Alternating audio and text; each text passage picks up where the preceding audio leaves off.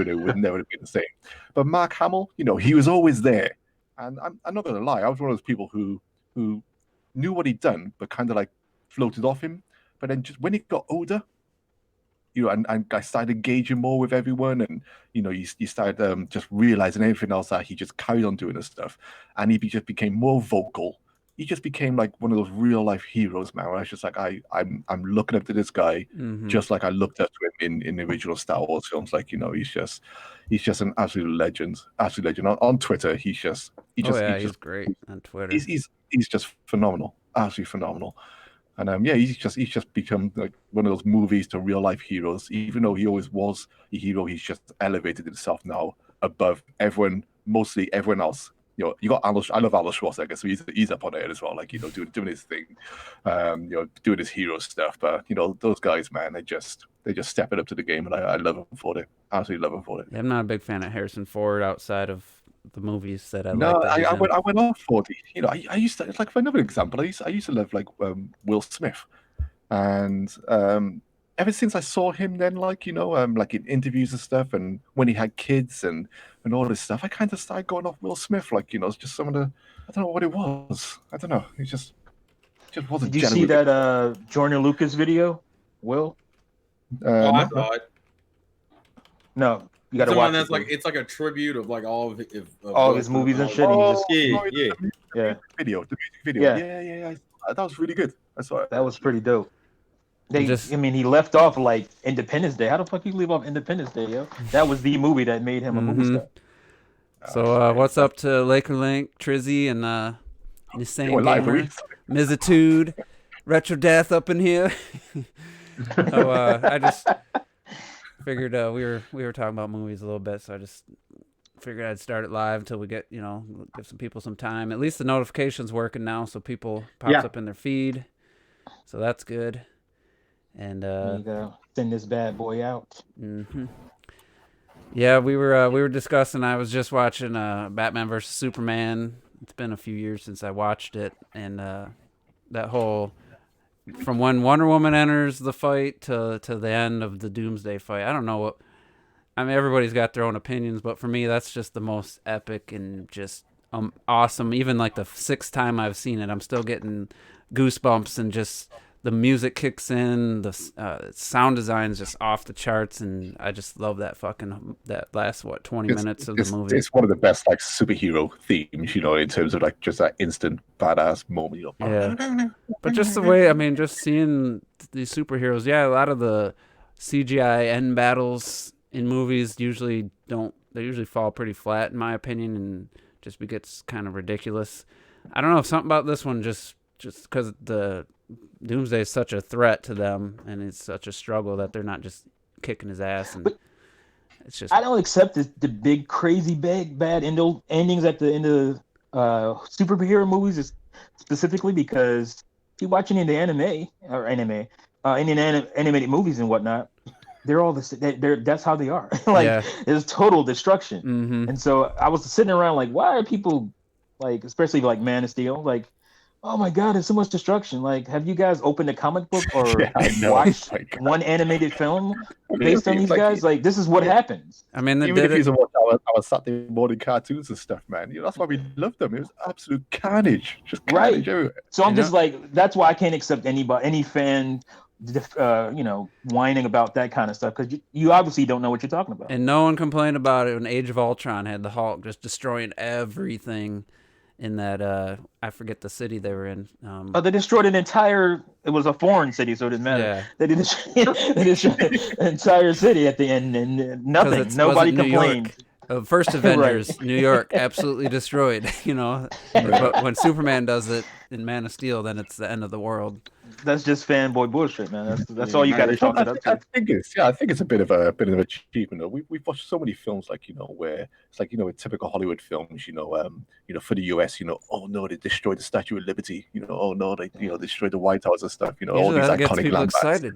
That's what because people have an attachment to those things. That's why they do that. Yeah, exactly. But why was Independence Day popular? Because of that big ass. I mean, look how they did to New York. They blew up the Empire State Building. They blew up the White House. That was the two standout moments in the entire movie. It's like I grew up in Europe. Even in Europe, we grew up with those American movies and stuff, I always felt safe watching a movie because I always knew the media was just going to hit America anyway. No, they hit you guys too, but it's only in like a little passing comment in the Mhm. in the news broadcasts. It only ever gets London in our country. So Oh, I'm just really? like, hey man, In I'm Armageddon, fine. yeah, that took out a fucking European country and just it Yeah. only took 10 seconds and then they cut right back to New York. That's some bullshit. I'd be so mad if I was like, from where you guys are. I was like, what the But, fuck? They'll destroy the It pyramids. doesn't matter unless it's New York or LA. So what are your It's like, why you guys' destroy the pyramids for? You mean like hardly anyone around there? Like, go destroy Cairo or something like that. Like, we'll get to video games here, but I'm just curious what you guys' favorite like epic superhero moments are, because I know not everybody Well, agrees with mine.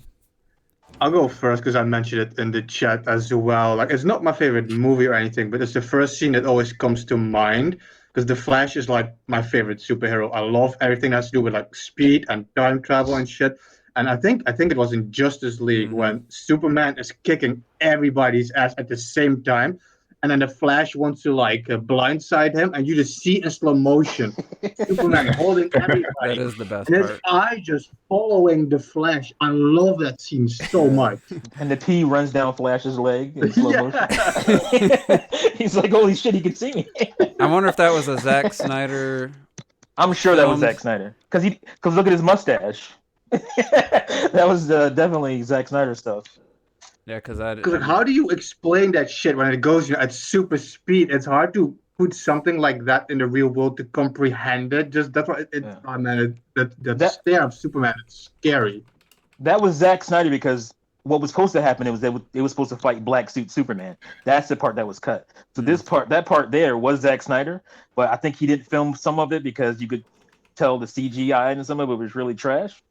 So I don't know if I don't think he had anything to do with like the insert shots, especially where Batman was like getting up and police cars were behind him or something like that. It Yeah, just looked really I'm bad. gonna rewatch that scene because I didn't. At the beginning of the scene, he definitely has the CGI chin. No.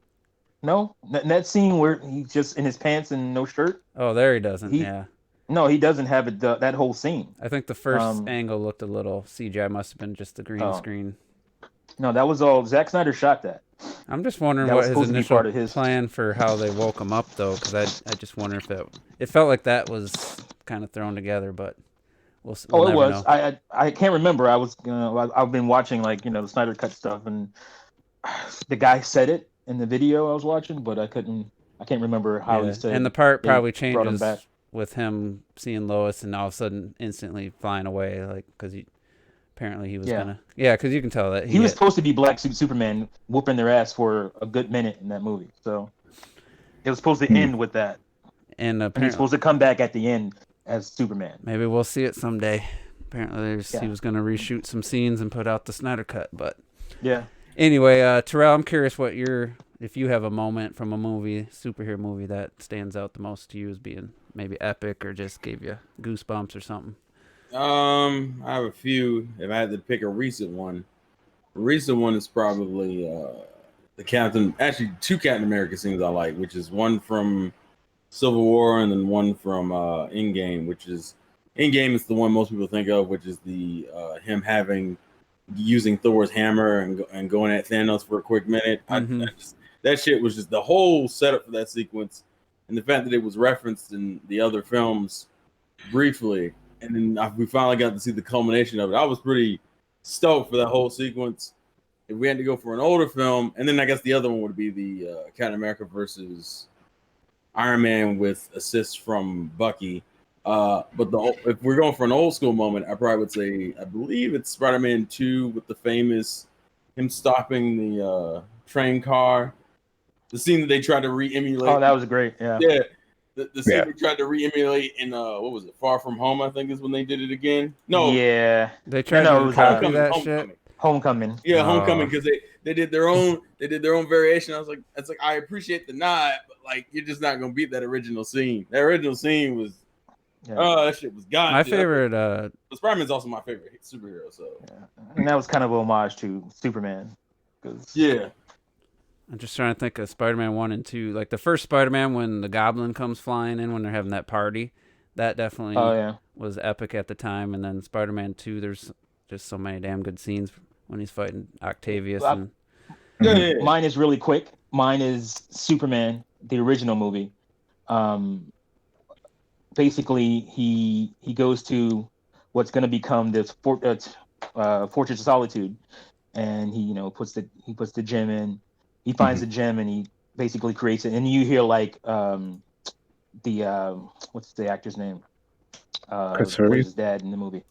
No, Oh, it's Godfather. What's his name? Can't think of his name. Marlon Brando. yeah. So Marlon Brando's doing the voiceover, and you start to hear the John Williams music kick in, and he flies out as Superman. To me, nothing will ever beat that. So that moment, because It's Christopher before Reeve as then, well. Superman was like kind of a chubby dude, an old school chubby bodybuilder guy in a black and white suit in the George Reeves show, which I loved, watching the reruns as a kid. But this movie, even though it was still like funny, it was still kind of a tongue in cheek and whatnot. It took Superman seriously, and that was the first time, like a movie especially with that kind of a budget, took the character seriously, and that was such an epic moment. And the scream around the world when Lewis dies, and he's like he's just going for all his emotions. Oh yeah, and he that was pretty epic too. Implausible as hell, but yeah, let's ignore the going back in time here, but that whole when he's just grabbing it and slowly like lowers his head down, and you can see like all the conflicted emotions in his eyes, man. Like, yeah, but the funny thing is that wasn't Lois dying. I'm trying to remember the Richard Donner, because Richard Donner got fired, basically because he made Superman 1 and 2, but he got fired before they finished 2. And so they changed that because his ending, that was supposed to be the ending for part 2, and they moved it up to part 1. Lois dying. So I can't remember the exact intro, but that's the thing about movies. That's the stuff like we don't know. Like like Ant-Man. Like Ant-Man was supposed to have been made like in 2005 or 2006. Edgar Wright was trying to get that movie made for forever, and so he was totally pissed off when they basically told him, because he wanted to kind of make his a movie that tied into the MCU but was kind of a standalone film, and that's what he had been working on for all this time. And then MCU takes off, and then they're like, sorry, all that work you did, all those rewrites. He did like 3 or 4 rewrites on the damn movie. That's just a part of his life for a long time. And so, he would have probably, I think it would have been a great. He said he still movie. hasn't watched it. He said it's like it would be like him watching his ex-girlfriend sleep with another guy.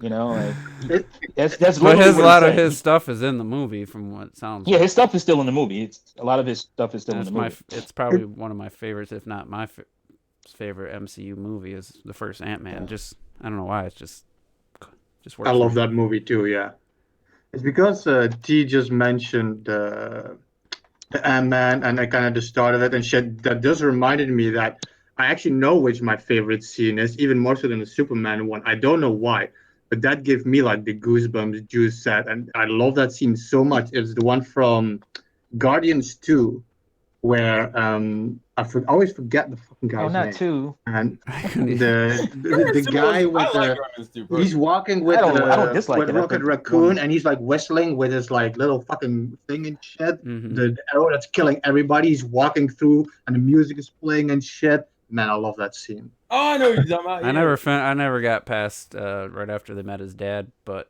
it's not because it Really? was terrible. I just it was on like That's crazy, yo. I had a free trial of something, and I started watching it, and then I didn't finish it, and then the trial ended up. So I wonder if There's a it's big on. stupid ending in that movie. Is it on Sorry. Netflix? No, I know some Marvel movies are still on there, but anyway, this movie. He's half a god, but he shows up in the next movie, and you forget all about that. He got no power. He got nothing. That's what I can't stand about these Marvel movies. They nerf everybody for plot convenience, and it just annoys the shit out of me. All right, Clock, did you give yours?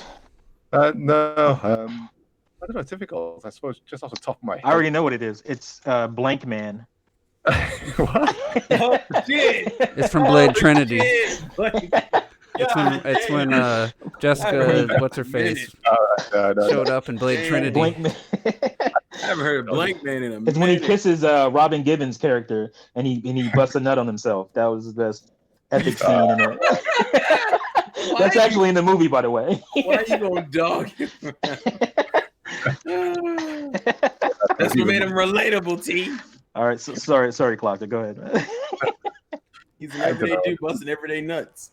There's been quite a few epic moments, hasn't it? I suppose I'll pick two funny ones. One is from the original Incredibles, when Dash is being chased and he first runs over the water and he doesn't realize he can run the water and he just like does that little laugh. He's like, and then like I got sprinted across the water. That shit always killed me, man. I fucking love that part. But the whole chase scene is brilliant. Brilliant. I mean, that's cheating to me, even though they're not, named superheroes. They're still superheroes. But one of my favorite films ever is Hellboy 2. I think it's I think it's underrated as a super underrated movie. Go ahead. Yeah, as a superhero, just artistically it's stunning. But there's loads of stuff in that film, especially the combat with like Prince Nuada and stuff. The choreography in that is amazing. But the one part that always cracks me up is when Ron and I say Ron, when Hellboy and Abe are getting drunk and they're singing together. I can't smile without it's like slowly escalates and stuff. It's just a stupid scene. Like I say, it's not the best scene in like superhero and stuff, but just always makes me smile. But Hellboy 2 is a great movie, man. I think it needs to be named more, definitely. Yeah. And Lenny Wright brings up technically not a superhero. It's a comic. It was a graphic novel. Technically, I guess you could consider him a superhero in a way. The Crow, when Brandon Lee got shot, and that it's the month when he got shot in real life. Yeah. Like I haven't actually paid enough. Like I tried not to find out when the scene was because I didn't. It's not in the movie. They took they took it out. If they would have put that in the movie, I would have sued them. Yeah. I think that's crazy as well, though. Is that in which one is it? Is it Game of Death? Yeah, Game of Death. Yeah. With Bruce Lee, when he fakes his, and part of the plot was for him to fake his own death in that film. Yeah. They actually use real footage of Bruce Lee's funeral in. Oh really? In that. Oh yeah, that's true. Yeah, it's mental. Absolutely mental. I can't believe it. They still can't do believe that kind of stuff. Yeah, it's crazy, man. What happened is, and it's the sad thing is that it's such a small part of the movie where he had the scene that got him killed. Yeah. It's in the flashback where the guys show up and they shoot him before they toss him out the window. Yeah. And so it's like 5 seconds in the movie, and this guy is gone because of that. It's just like, I'm sure this in their heads are just like, we'll have to pay him homage in his last film. Right. So it's actual funeral in the movie. Like, you know what needs to have a funeral? Your microphone. They weren't snowflakes in those days. Cloctic's microphone needs a funeral because it needs to die. They weren't snowflakes back in those days. They would put that kind of shit in a movie. Because this next topic really I think Cloctic's gonna have a lot to say, but your mic keeps cutting in and it's going super low. Yeah, it is going low and high. But high and low. I would have never known about this. I was looking at Twitter and I seen a reply from Clockted about an article. I didn't read the PC Gamer article, but I think it's an interesting conversation to have. I don't know what the article said, but I just saw the title, and it had something to do with first entries in a series you can skip. I don't know what I'm guessing they meant, like if it was a Metal Gear series, you could skip the first Metal Gear or something because it's really not anything like the rest of the series. Something like that's what I'm assuming the meat of it was. But I think it's an interesting discussion to have about which games, series, sequels, and stuff it's really crucial to play the game before it or the first game in the series, because I know RetroDeath he doesn't want to play games if he hasn't played the first one, even though like Doom Eternal. That's not true. Well, you said that. You're always like, well, I don't want to play it till I play the first game. Well, no, that depends. If I don't know something, let's say, for example, Uncharted. Yeah, like there's a whole series. I'm not going to play the third one if I haven't played the first one because I have all these games and shit. But, for example, Darksiders, I discovered it via Darksiders 2. I played Darksiders 2 before I even realized, wait, there's a Darksiders 1 and shit. Would you tell and then somebody, when I finished 2, I went back to 1. So would you tell somebody to start with 2, though, right now, if they asked you? Yeah. Okay. Mm-hmm. I would, too. I always say start with the lesser.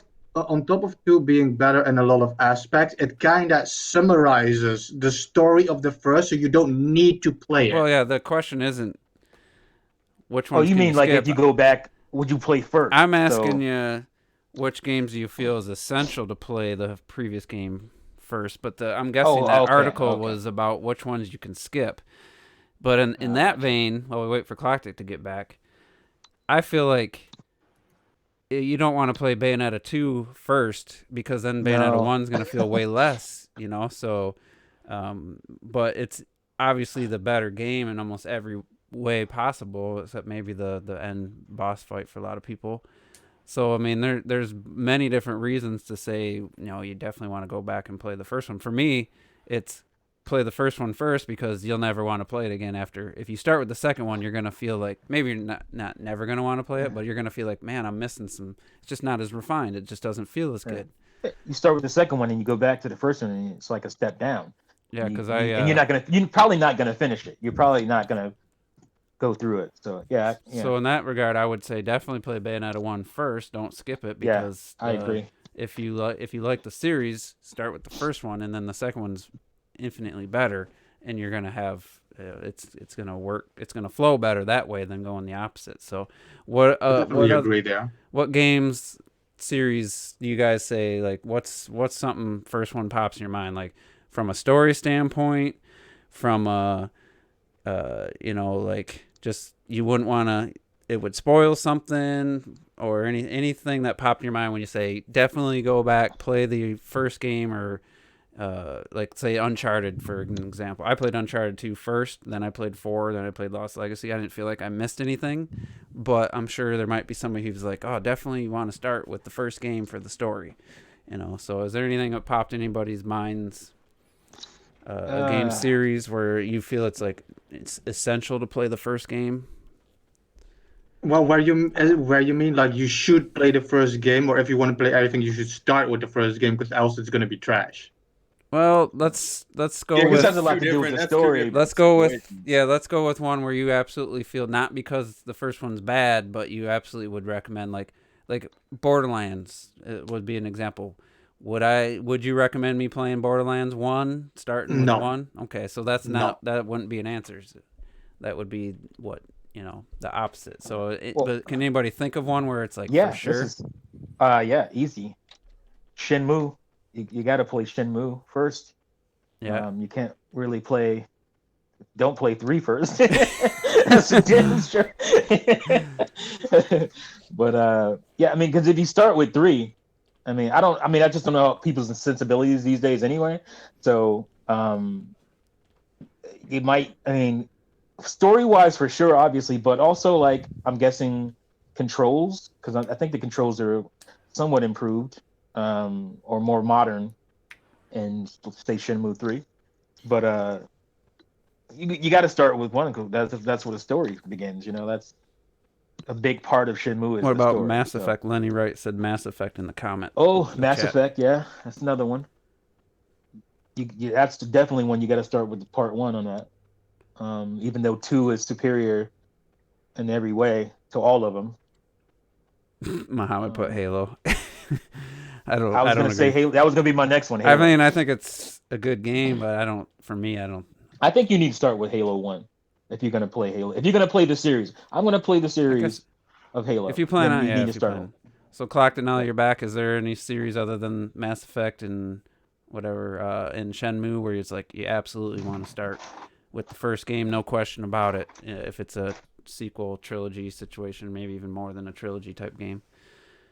Well, number 1, can you hear me? Yeah, it's not perfect, but we can hear you. Only Clocktick's mic has to be perfect.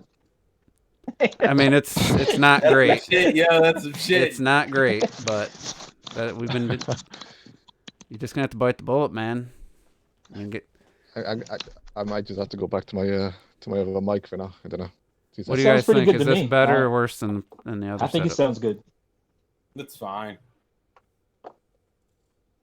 I might change it up again now. You good? I don't think it's good.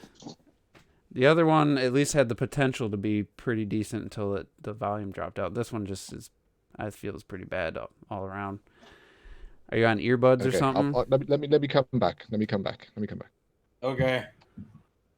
All right. Anybody think I can think of a ton where I'm like, yeah, you probably don't, or you got to play the first one first just because it's the worst one and you'll never want to go Metal back to it. Gear.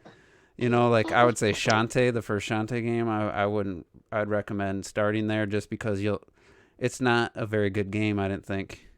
Oh no, I don't. Yeah, the first Shantae game is my least favorite of the trilogy. It's weird because Shantae has such a weird quality. Where I think the second game is better, the third game is absolutely amazing, and then the fourth game it's kind of like the second game. It's not bad, but it's not as good as the third game. Yeah, so there's a ton of games where I say the first, just because if you're gonna play it someday, play Some the people worst argue one first. Devil May Cry is another one where the first people like the first one, the second one's such a drop off that, and most people say that the series didn't really get really good until three or four, three and four.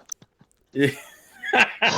So DMC 2 is trash. I would say start from the beginning with that one just because of that. But then you got franchises like Final Fantasy where you don't need to start from the beginning. You can play that kind of in any order you want to.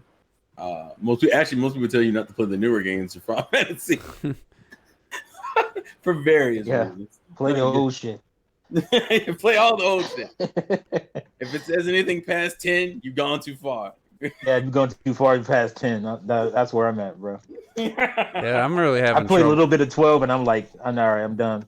I'm done with Final Fantasy. I know Clocked It was all about, you know, he thinks that article was, and once he gets in here, I'll get him maybe to explain, like, it was them trying to erase the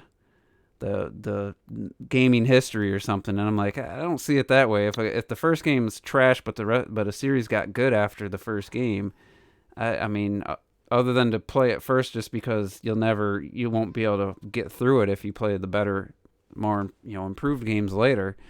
I feel like there's a lot of games that you really don't need to play the previous game to enjoy, and I would say, like Terrell started with Resident Evil 2 Remake.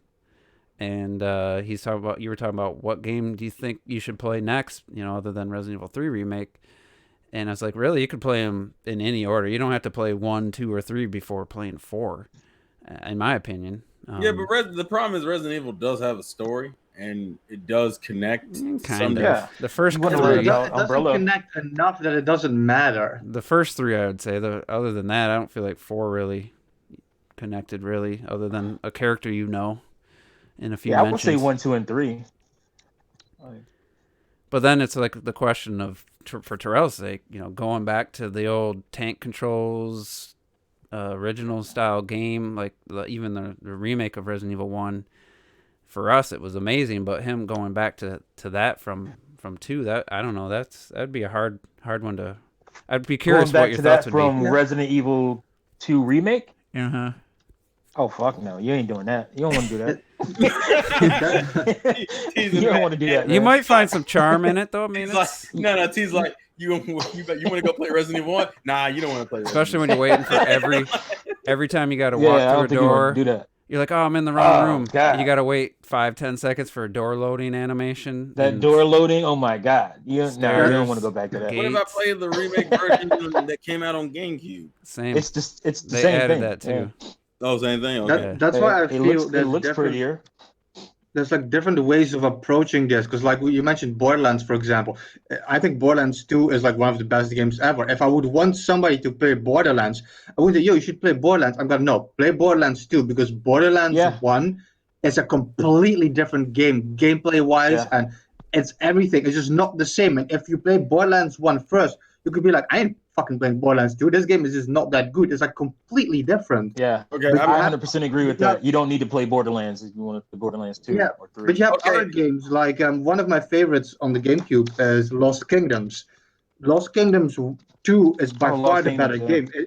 It adds more shit. It adds more mechanics, and it has like an open field gameplay kind of thing. Where Lost Kingdoms 1, it kind of does like what Final Fantasy Pokemon does. You go into a battle, you have less options, but it's still a fucking good game. So with Lost Kingdoms, I would still recommend people to play the first one first because it's still a great game. It's still the same game. It just has less of everything in it. I haven't played it, but that's what I heard, that 2 is the superior one, and I would By far, And yeah. it's like Not like Borderlands, where it's not a completely different game. it's like, I mean, getting back to, I mentioned Doom Eternal real quick. Doom 2016 is an amazing game. Doom Eternal doesn't change that it's an amazing game, but when you lose a couple new some of the new abilities that make traversal and combat just some like takes it to the next level, it would feel like going back to Doom 2016 if you didn't play that first, you would feel like your characters, you'd feel like Samus in the beginning of a Metroid game, like where's my abilities, and then you never get a couple of them. So it's an interesting topic. That's why once Clockit gets back in here, I definitely want to hear where he was coming So you're from. saying where the first one is essential or not essential? That's the tough question. I mean, there's not too many where I feel like it's essential, other than the sequel was added things that made it better, like Borderlands for instance. Well, Like the Legend of Zelda, it's not essential to go out and play the first one. Yeah, that's a good one. I mean, it was cool back, when it came out, and I still love it, but Oh no, it's still a classic. But asking what I'm saying somebody, is it essential? Yeah, asking somebody today to go back and try to find all these random spots to bomb and stuff, like it'd be a hard sell. So Clocked it. The funny thing about the Zelda example, I had it in my head. I didn't mention it because every Zelda game is almost a completely different game. You have like the top down, and then you have like the 2D, and then you have the 3D. It's like I feel it doesn't fall in any of these categories to even consider. Yeah, it because doesn't fall in connected story because they're all separate stories. Other even than though a link between worlds, I'd say you could. I mean, yeah, I would definitely play Link to the Past before Link Between Worlds, because that's it's gonna be that much better when you play it. So. All right, Clocked it. So far, the main reason we can think of to play the first game has been just because a lot of cases the sequel has added improvements and stuff, and it makes the first game a little bit lesser if you played that second. Can you add anything, or maybe think of a series we're not thinking of? So you're just thinking of games where the stories essentially if you feel like it's like essential to play the first game, not just because the first game's the lesser game, but it's like just essential from either a story or just the overall experience. Yeah, I mean, one game that comes straight to the top of my head is Golden Sun, because with the first Golden Sun, it's literally you in Golden Sun 2 you play as the bad guys who you were essentially fighting as the good guys is in the original game, and the stories are quite heavily connected because the characters cross over quite a lot. So I found that if you jump straight into the second Golden Sun game, then you won't have any real connection with the actual good guys of the original game. Even though technically the bad guys in the second game and technically bad guys and stuff. So yeah, I'd definitely say Golden Sun. Another series that I was playing about an hour ago is Soul Reaver. So if you play the Legacy of Kain, if you play the Legacy of Kain series, lore-wise, my God, if you jumped into the second one first before playing the first one, those would just be that'd be a damn shame, an absolute damn shame. Because was the Legacy of Kain on console? What, the original one? What was it on? Yeah, the original was on PS1. You can get Blood Omen 2, PS1, which was on. I played it on PC. That's why I'm asking. I don't know. Yeah, it shows on the PS1. You can get Blood Omen 2, which was on PC and PlayStation 2. And then obviously Soul Reaver came to the PS1, and then Soul Reaver 2 came to the PS2, and all that stuff. The one that was on the Dreamcast. That was Soul Reaver 1. That's the only one I've ever played. Yeah, and then you got Soul Reaver 2, but Soul Reaver 2 continues right at the end of Soul Reaver 1. So story-wise, they're so heavily connected. It's unbelievable. Yeah, because a lot of games. I mean, we've talked about a lot of games where the second game has actually made enough improvements where it makes the first game feel, like a downgrade or a step down as far as the game play and stuff.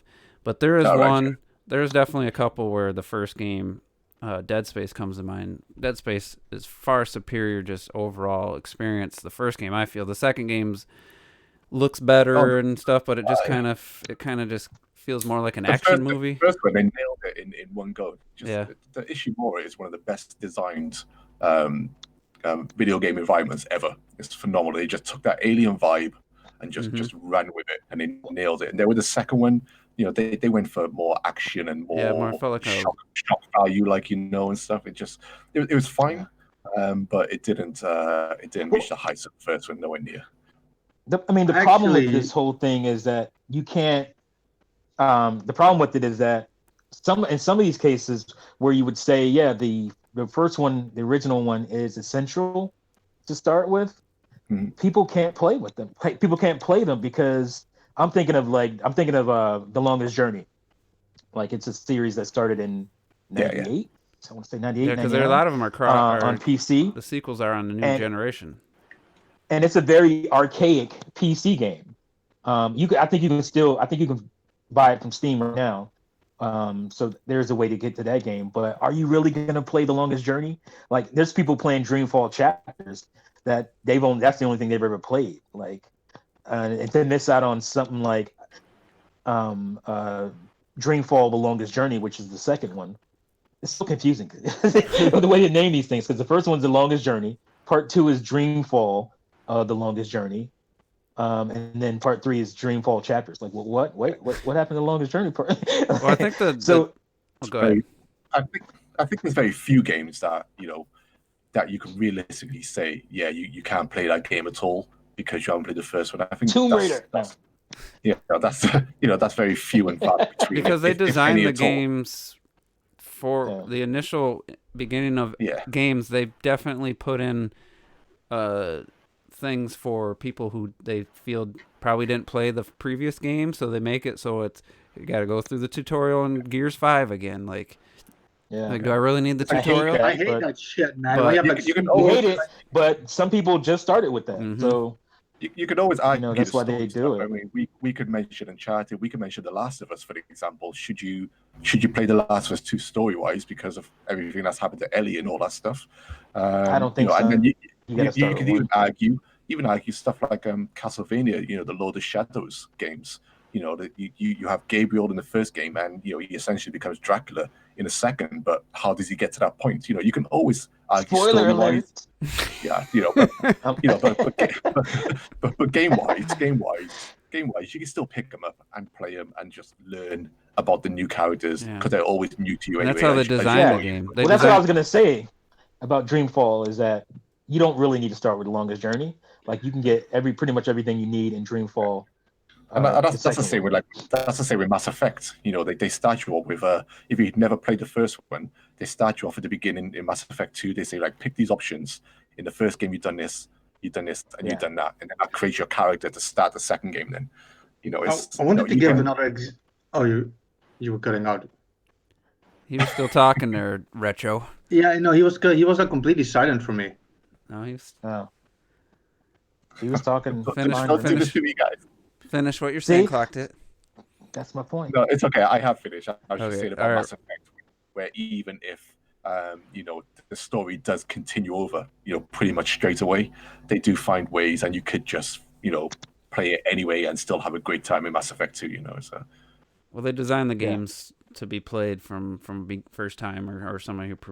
So it's not like a movie where they like watching the Two Towers instead of Fellowship of the Ring, where it's like there's no previously on, there's a little kind of quick look, like games can do that and they're designed to do that. And the other thing about a movie is like, it's not like unless you're talking Tron to Tron Legacy, there's not like when you're talking about playing a game, if the first game did well, now they got more money, and you would hope that they've learned from the first game and things they wanted to add, maybe they couldn't. Now they add it to the second game, and it like Bayonetta 2 was, I would say, more about just overall refinement, and they made it so the dodge witch time wasn't such a.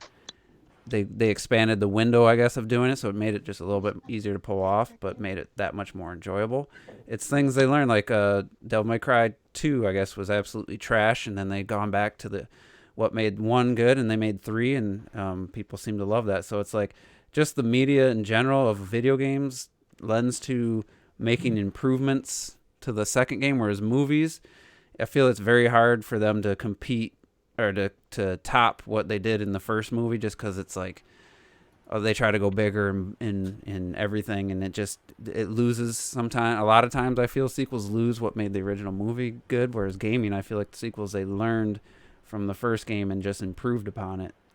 So it's kind of it's like two different. Yeah, or you worlds. can have games like Shenmue 2, like I said, you had to play the first one, but technically you don't, because if you get Shenmue 2 on Xbox, you get the Xbox version. It comes with a DVD for which is basically a movie of the first game. Yeah. It's like all the cutscenes from the first game, so you get like a 2-hour movie. People who have look at all the new people who never heard of The Witcher before, and then started playing The Witcher 3. Started playing The Witcher 3, right? Just gone on with it. They didn't know anything about Geralt's backstory, how he got to where. Gameplay You wise, will not be able to go back to those old games. No, I'll I just tried. tell you that right now. Terrell, do you have a reply to Donnie Art's comment about Torna DLC? What about Torna? He said it made him not like the Xenoblade Chronicles 2 story as much after he played Torna. That is bullshit. If you want the short version, What? I inherently disagree. I love Mithra more as a character because of Torna. Torna, now granted, actually, let me go look at the comment just to make sure I'm not misunderstanding him. Torna pretty much made me not like. I don't understand it because it's a prequel. It's a setup for everything. It's realistically the most important character in Torna is Mithra, and all it really serves to do is, for one, understand the past, and two, understand Mithra and her trauma and why Pyra exists in the first place. I highly disagree. Although Torna's a weird situation in the sense that, like, it's kind of like Borderlands prequel in the sense that it came out after the main game, but it technically serves as backdrop for the main game. But that's kind of what a prequel is, though. No, but I'm saying, like, in that scene, like, if you were recommending someone play the game, like play the series, what order would you want them to play it in? The way it's released, because they were talking about button titles now as well earlier. Like, you play the original game first and then the prequel, because the point to me of a prequel in general is to expand and have all these revelations in the game, and the revelations will be ruined if you play it out of order. For me, at least. Well, it depends on how they designed it. Yeah, about to say, because I mean, usually if it's a prequel, that means the oh shit moments of like this, of like, for example, let's say like the first, or for Xenoblade, like if you play Torna before you play Xenoblade 2, I don't feel like you lose anything in terms of story. But do you But think if you watch episode 1 before you watch episode 4, it totally messes up everything. Yeah, I think it depends on how it's designed. Do you think Torna works to where you would say, hey, if you're going to play Xenoblade Chronicles 2, play Torna first, absolutely, because of the story? Or does it feel, do you think it's hard for you to answer that since you played it 2 first? I mean, it'd be kind of hard for you to put yourself in. You could play 2. As far as story goes, you could play the DLC first, Torna, then play 2. And it would just recontextualize everything. Because I got the same feeling after I finished Torna, even after playing the base game. It doesn't spoil anything for the most part. I'm trying to think. This maybe it's like the closest thing I can think of is Spartacus, where they did the first season, then the main character actor got sick, and they did a 6-episode prequel. And that would have been awesome. I would tell everybody, watch the quote unquote second season first, except for the beginning of the second season, or maybe it's the beginning and the end, completely spoils the end of the first season. Yeah, I mean, that was my point about episode 1. It's because somebody actually asked me that because they never watched Star Wars before. They're like, where should I start? Start with episode 4, A New Hope. Because if you start with 1, all that mystique around Darth Vader will be destroyed. Mm-hmm. That's what I mean. The whole Luke, I'm your father thing, all that's out the window. It's not going to be a cool surprise anymore. Mm-hmm. So I feel you have to watch episode 4. Star Wars is a good example where it simply diminishes who Darth Vader is if you start at episode 1. Yeah, it totally diminishes him. But that's because that the original movie was not made with Darth Vader being the father in mind. Like he didn't even know Darth Vader was going to be the father until he started writing episode 5, right? So It works that so was something perfect though because he's telling Obi-Wan's telling him, yeah, your Darth Vader killed your father, and it works both ways. Right, it works, right. So, but with Torna was made alongside of Xenoblade Chronicles 2. Yeah. So it knows not to mess up that that symmetry. You know what I'm saying? Well, that and also Torna takes place I think it's 100 or 500 years before the main game. Anyway, there are a few characters who carry over, but but you're introduced to them as villains pretty early on anyway. There's only one character it might be considered a spoiler for, and I wouldn't even agree with it. So I think you could play Torna before playing the main game and you really wouldn't lose anything. So, if anything, you would gain. But I just made a decision on May 29th, 2020. I'm going to buy Torna and finally play it. I don't know why I've waited so long. Just other games have come out, so it's now that I won't be playing The Last of Us, and I won't be buying the Xenoblade Definitive Edition. I'm gonna buy Torna and play through that finally. I'm gonna tell you two things, Juice. I'm curious about your opinions because A, Torna is pretty short, and B, a lot of people argue they prefer it over the base game. I don't agree with that opinion. I've heard that a lot too, yeah. But I don't agree with that, but I know a lot of people do. So I'm curious how you're going to feel after getting it. And it's been a while since I've really been in that world, so it's going to... And to be fair, because Torna's battle system is different. That's the only other thing I would say. It's not crazy different, but it is different enough. I didn't know it was... I'm going to go out on a limb and say it's going to be very similar to Lost Legacy for Juice, where... Well, he'll prefer the DLC. He prefers the DLC story. I mean, look, like I said, a lot of people will think that. So it would not surprise me if Juice fell in that same line of But a lot of people are trying to be hipsters and shit too. I can't stand the people that Majora's Mask is way better. Get out of here with that. It is way better. Get out. Hipster number one and hipster non grata. Better than what? it's I mean, most people say it's better than Ocarina. No. The game was rushed. It can't be better based on that alone. I used to say that as a kid already, and I still stand by it, but not to be a hipster. But when it comes to Ocarina of Time and Majora's Mask, I simply prefer the melancholic, surreal aspect. Remember, he's an atmosphere guy. Majora's Mask brings because that would make sense for Ocarina. I'm a surrealist when it comes to all right, one at a time here. We got 3 people talking. But people act like Ocarina is like Mario 64 or something. It's whimsical. Yeah, Ocarina is dark as hell, man. It's dark as well. You're just wrong. I'm not saying no. You guys are not understanding what I'm saying. I didn't use the word dark. I say surreal. Majora's Mask has a surreal aspect, thinking of you're comparing fucking Rembrandt to Dali, for example. I know it's a weird thing to say if you're not into art, but Majora's Mask is surreal, it's depressive, it's melancholic. I'm not saying Ocarina of Time isn't dark. It's dark as fucking shit, Ocarina of Time. It wins all that shit, but to me, that plays a role into why I prefer Majora's Mask. I like the skull kit, the weird, surreal aspect of it and shit, and that's why I prefer it. That's not to be a hipster. It's just my opinion. I just like different shit. No, I'm saying the better game,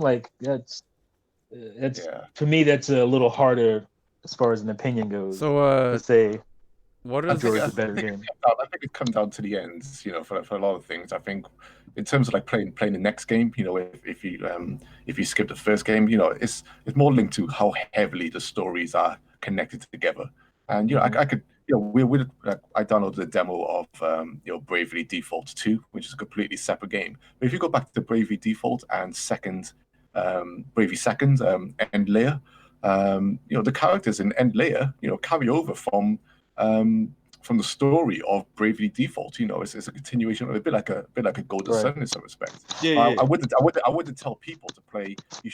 I tell people do not play Warcraft 3: The Frozen Throne before you play Warcraft 3: The Reign of Chaos, because everything is set up in a Reign of Chaos for what Frozen Throne is. And if you play those games in order, man, you're gonna have a great time. If you don't, it'll just ruin it. Absolutely ruin it. So that's something I wanted to say earlier still when Juice mentioned the game. I forgot the fucking name, the fear Dead Space.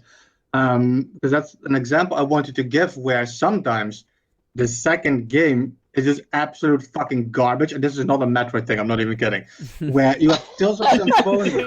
Like, Tales of Symphonia, the first game is a fucking masterpiece. I love Tales of Symphonia, it's one of my favorite games. Tales of Symphonia 2 made it a fucking Pokemon ripoff. It added these really weird character designs. Some of the characters of the story were brought over, but the battle system was completely fucked. Tales of Symphonia 2 is just a terrible, fucking awful game. I would never suggest anybody to play that. Kind of like Dark Cloud. You're talking about. You don't in the world is what you're talking about, and I never completed it. I got about halfway. I was like, okay, I can't. Yeah, exactly. Just couldn't. So who's got their Terrell? What is the digital version of Torna? Because the physical version's $34 on sale. It's $40 regular. I thought it was $20. I thought it was 30. Oh, because you're just buying Torna. I was looking at the physical. You should just get the fucking expansion because then you get all the extra DLC for. Well, how much for is 2. the expansion? It's like 30, I think.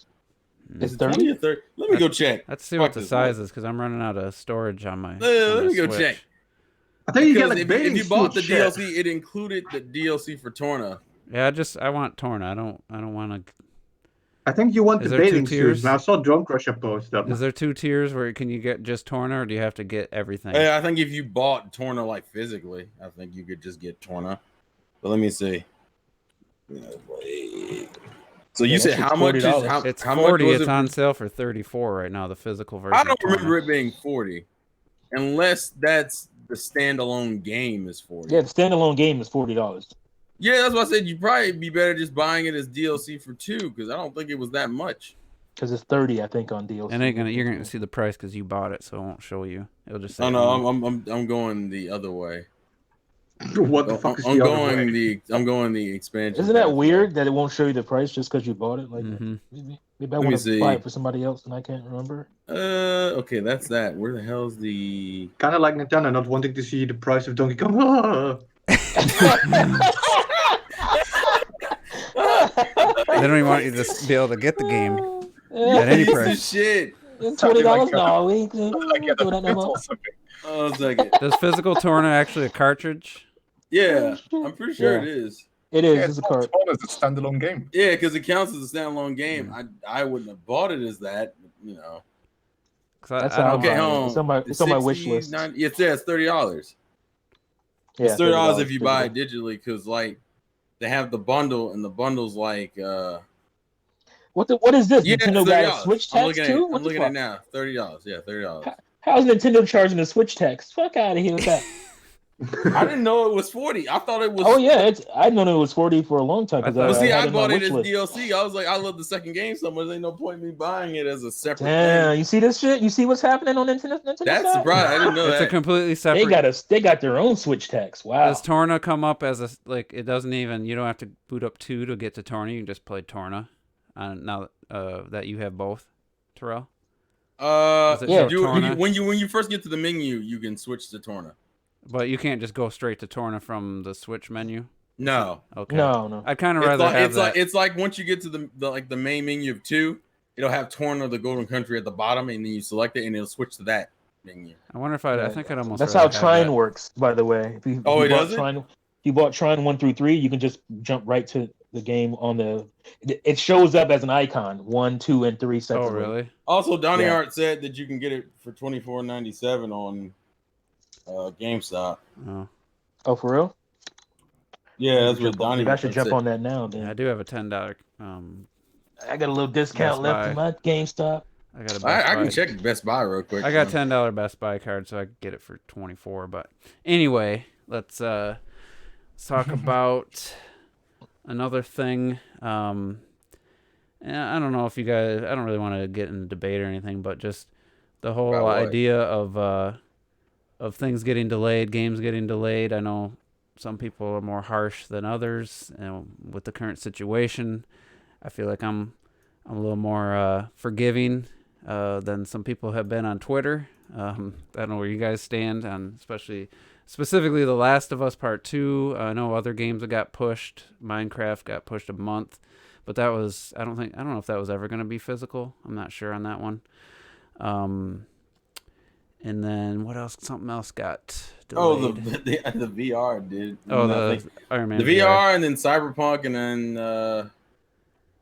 was it Cyberpunk, or am I Well, thinking of Cyberpunk was initially delayed just because of development time, I think, and not because of the virus. Yeah. Oh, Marvel's Avengers, wasn't that the other one? All those were delayed months ago, like Oh, okay. a long time ago. You're talking about recently. I'm talking recent in light of the coronavirus situation. I think the latest one is Last of Us 2. Well, Last of Us 2 doesn't even really. Last of Us 2 makes it sound like it's Corona, but never like flat out says it. I mean, it's pretty obvious. And when we know, because we had, I was having a discussion about it yesterday, and a lot of people also think it's partially a PS5 situation too. That maybe that's what I think they probably would use that as an excuse. I don't know. I think it's definitely the thing first. What, the Corona or the PS5 thing? The Corona thing, like I think that's not a part of it. I'm just saying it was. I think they're using the Corona as an excuse to keep it for the PS5. That's how I see it. But okay, I guess it's hard to have that yesterday. It's hard to make that point until they announce that, hey, this is now a PS5 game, no longer a PS4 game.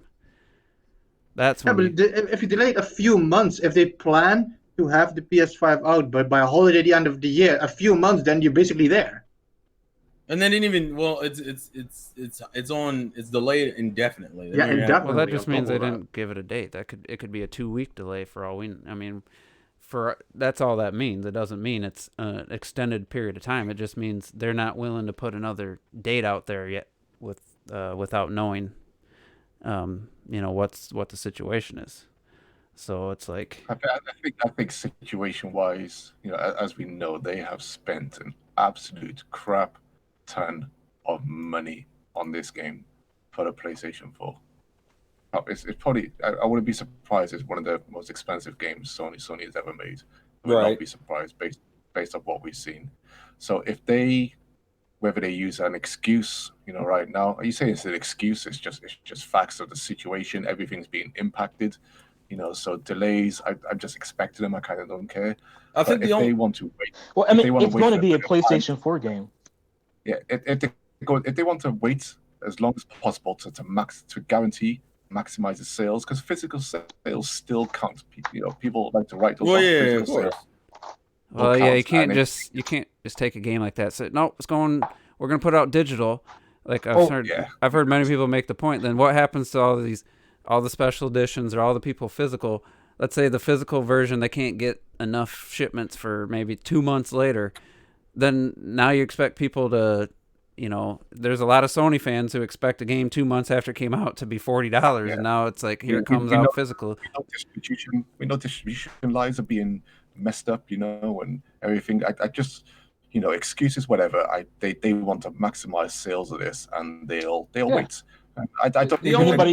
Is anybody thinking that's not the case? The only other thing. No one should complain right now. Just about it's not really like a complaint, but it's more for me. It was more of I just thought it was a lot because the way they worded it in their little press release doesn't. Although I'm not saying Corona is not a part of it, I'm saying it also seemed kind of sketchy because if I remember correctly, doesn't Ghost of Tsushima come out like a month later? Yeah. And I thought if they were gonna push it, I think I'm more just surprised of how they worded it and everything, but I'm not denying that. I wouldn't it's say not a PS5 decision because this game will come out for PS4. Yeah, it would be dumb to. They're not gonna leave behind 100 million install base. They're not gonna do that. Like some advisor grunt said, well, Resident Evil came out and Final Fantasy. Those games have already been before the coronavirus hasn't really kicked in and affected the world for maybe the last 3 to 4 weeks. So games like Resident Evil 3 and Final Fantasy 7, I mean, they were already to the point where I'm sure they had, I don't know when they went gold. But I mean, Final Fantasy 7 got delayed, though. Well, they pushed it, like a month? Not even a month? Yeah, it was like a month. Yeah, I was joking. Because it was supposed to come out in like March. Yeah, but they were so close, just like movies released in middle. What movie released? Onward released like the first or second weekend in March. Mm-hmm. That was before, and then like a week later, all the theaters are closed. So it's like these games are probably too close, and you need to look at Final Fantasy as well, because Square, we know physical Final Fantasy games got delayed. Some people will be waiting for them. Their big limited editions that they've been given notices about that. It could be delayed for this amount Which of is time. We shipping don't know too. about that. Like shipping, everything takes and all longer. this stuff. We know it's all happening now, and sure, some companies will. It's like I can imagine Xenoblade Chronicles 2 releasing physical. Now I put on a pre-order for the LP version and stuff. I don't know if I'm going to get it yet or not. I promised myself that I wouldn't, so I can see what happens. But I would not be surprised if that's delayed by Nintendo of Europe, because that's a funky limited edition right there, and to get those type of things out in these types of time for those type of manufacturings to manufacture LPs and all that stuff to get all that out. Oof. Right now you're talking. And who knows what 2 months is going to look like? What the situation is going to be? But but Xenoblade is not commercially on the same level as what Last of Us 2 like I said, my juice opinions. I think Nintendo would be thrilled if it sold 2 million copies. Sony's gonna Last of Us. If I'd sure they'd be bummed if it's anything under 10 million copies. So I mean that's a lot more to get produced and get shipped. And to divide it up, we always talk about splitting the user base on the Switch with a Pro and stuff. Now you're splitting. Now you're going to have spoilers out there for people who are waiting for the physical version. It's just a logistics nightmare, really, to even consider. I was joking around before as well when I said they delayed it before anyway because they cut out the multiplayer. They said that's going to come separate before. So I never heard that. You never heard about I the never multiplayer? heard them say anything about multiplayer ever coming to that game, other than Sony fans saying it might, or somebody jokingly saying it'll be the PS5 version will have it. Well, Sure, you Yeah, that was the only time it came up. It didn't. I don't think they just said they're not doing it to focus on the story. That's what they said, to focus on the main game. Shit, okay. Yeah, Oh they my God, confirmed that like a while ago. Yeah. Okay, I was joking, but I They've thought had a they lot were of time though. Are they going to add it back Yeah. in? I thought they were going to do it because it was in the first one, wasn't it? Yeah, it was in the first I one. mean, It was people a lot- played it, but a I mean, lot of people say it was one of those things that you didn't expect, but it was way better than what people thought it was going to be. But that's why people were looking forward to it for the second game. I don't know what the numbers. I know Sony knows what the numbers were. People who play these Uncharted 4 and played. I don't know if Lost Legacy has on multiplayer, because honestly, I've never even played any of those games multiplayer. Even The Last of Us, the original. I think I logged in one time. And That's played you, one bro. match. A lot of people played that. But shit I'm online. saying, Sony knows the numbers. If the numbers were millions of people who were playing those games, I kind of feel like they'd still have the multiplayer. Ain't got to be know. millions. I think it had a that, and but it really doesn't fit. It came out at a bad time anyway because of it being at the end of the life cycle. It would be interesting if they did a mode where you could be like a clicker and stuff, and if it's just gonna be the third person stealth, multiplayer shooting stuff. Like, I don't know. It just never fit. I never felt like it deserved. I never felt like it fit with The Last of Us in the first place. Like And, the mode. It fit with thousands of people, man. I'm telling you, people used to play that shit all the time. That is Online. what I else used to was see- there? What else I did used to see Sony video have after video. Or I hate when Teeth starts talking like that. I can't tell if he's fucking with me. I'm just telling you, man. Yeah, People play I that. don't trust you. Did you play it, T? I didn't play. I don't play. I only play the regular game. I don't play the damn Yeah. multiplayer for. That is It's true. one of those. It's like Metroid Prime 2's multiplayer. Was anybody mad that they didn't bring it back for Metroid Prime 3? I mean, I wasn't mad, but I kind of missed it. But Anyway. I didn't play it. anyway, I've never even tried it. I played the shit out of multiplayer. Never even tried it once. Metroid Prime 2. I But it's like, I well, Prime actually 1 played didn't have. that. Here's the thing: Prime 1 didn't have it. yeah. So it's like, all right, well, that was a little thing for Prime 2. I can't be too upset about Prime 3 not having it. The So thing about Retro Studios with Prime 2, though, I mean, they wanted to be, they were being ambitious, trying to take. they were trying to get in on that Halo. They'll to the never admit it, but they were trying to get in on that Halo a little bit. I mean, but the mode itself had some great ideas. It was enjoyable. It Yeah. was great turning more balls, shooting out the cannons and stuff with people chasing you. It had ideas. It was just at that time, you had Xbox Live and even fucking, the PlayStation Online with SOCOM and all that stuff. We would all SOCOM say, was huge. why aren't these games online? Like, Yeah. it's even back then. But I still argue a little bit back then that online wasn't as integral to a game's sale in terms of multiplayer as a lot of people made out, because we still played a lot of stuff like Time Splitters and all that stuff, Yeah, it offline didn't and really stuff. hit till I would say the It end didn't really, of that yeah, era. till the end of then 2004, 2005. That's when online multiplayer really took off. yeah, for sure. And I would And say even on the original Xbox, you had the people Yeah. really mostly just bigging up Halo 2 and stuff like that, and then maybe one or two other titles, but like Rainbow Six and Revolt. stuff like that. Revolt. But like even like Rainbow Six, that really kicked off on the 360, not so much on the it was trash on the original Xbox. on the original Xbox. Yeah. It took like 3 minutes. Did you guys to not get see into my the map. Xbox video? Oh God! But multiplayer online was pretty good on that system. they had some good. Better than Switches. They had it worked great for racing games and stuff, but the Rainbow Six, the problem was it took like waiting for people to populate, then waiting for the map to load, and then it was one shot death, we were then still waiting really for the early. match to end. We were still. I will really tell you, early. I had a blast in Battlefront on original Xbox. Yeah. That ran pretty good. And I'm sure that was the Rainbow Six one. It was like it took so forever to load, and then you die instantly, and then you had to wait for your teammates to either win or lose, and then you had to wait to load back to the menu, and then it got the server going again, and then you had to wait for the next match, and it was like 10 minutes of doing nothing, and then like a minute of in the game. It was terrible. Anyway, that was a lot of multiplayer experiences back then. The then.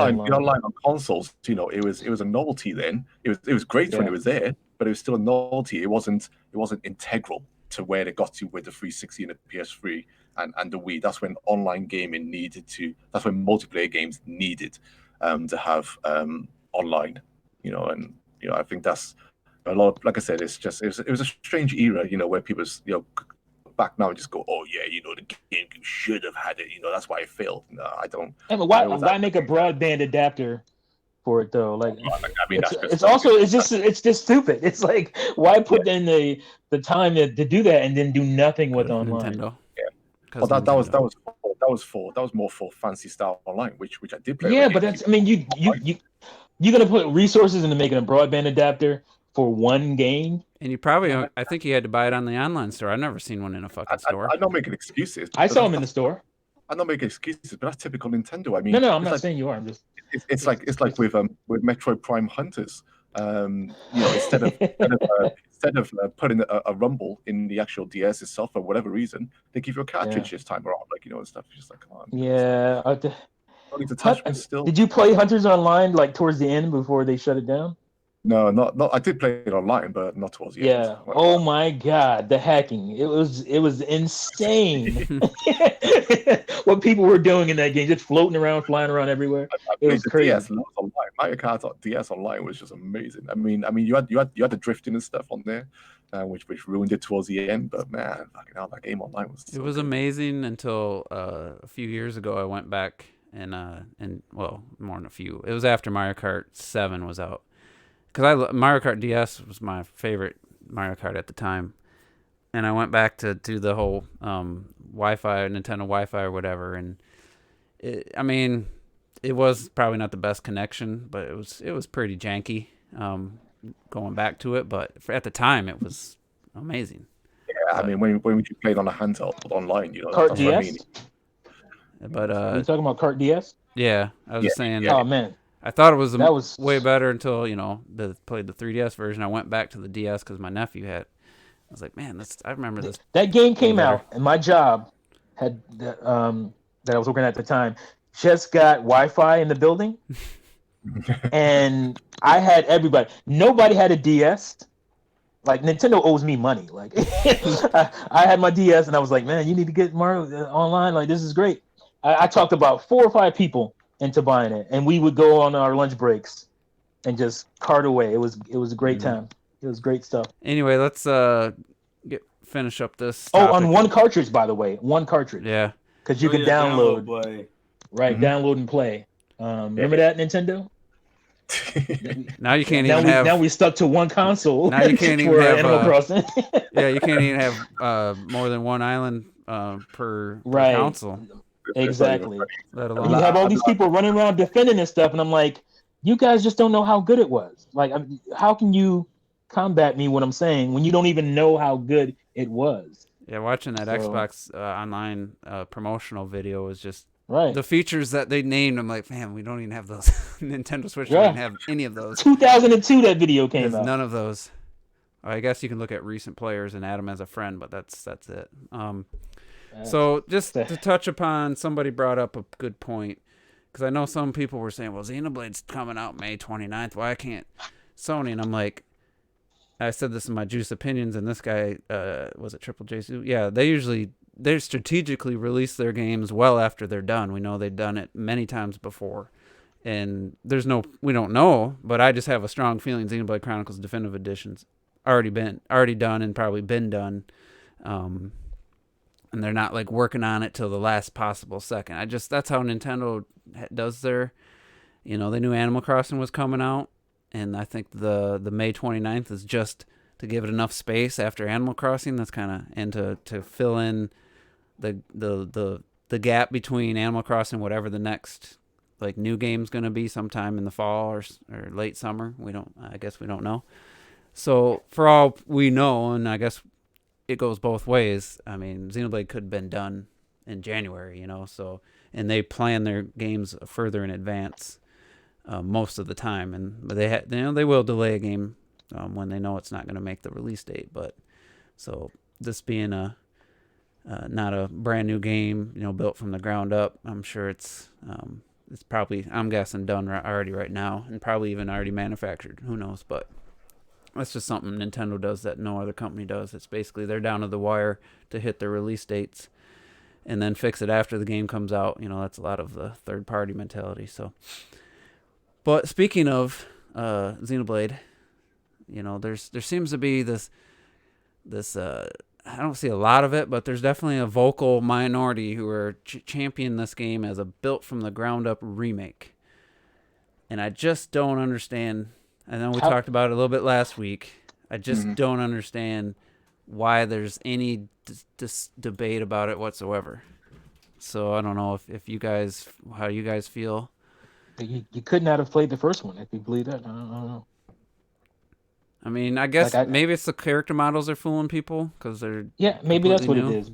But what I said when I talked about it was that you can clearly see that it's got to be a modified engine from the Wii version, because it's just too close. Like, there's no way. It's not a situation where it's like, what's the game on PlayStation 4?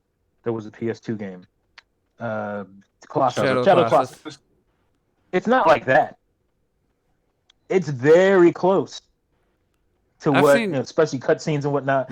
How that's all lined up. You can't ground up that and have it look almost exactly, timing wise, feel wise as the original game. Imagine trying to, unless you get, like, I know it's a little different with making a game, but something you filmed, a scene. Now try to a year later or 10 years later, try to film that exact scene on the exact same timing. I know gaming there's more to play around with, but when the dragonfly lands and it's like you see the comparison and it's identical, the timing and everything. There's different trees and more grass and the character model is different, but the camera pan and the timing of that dragonfly landing it's identical. Like there's no way to recreate that. It would take so much work to try to match that up, like perfectly timed.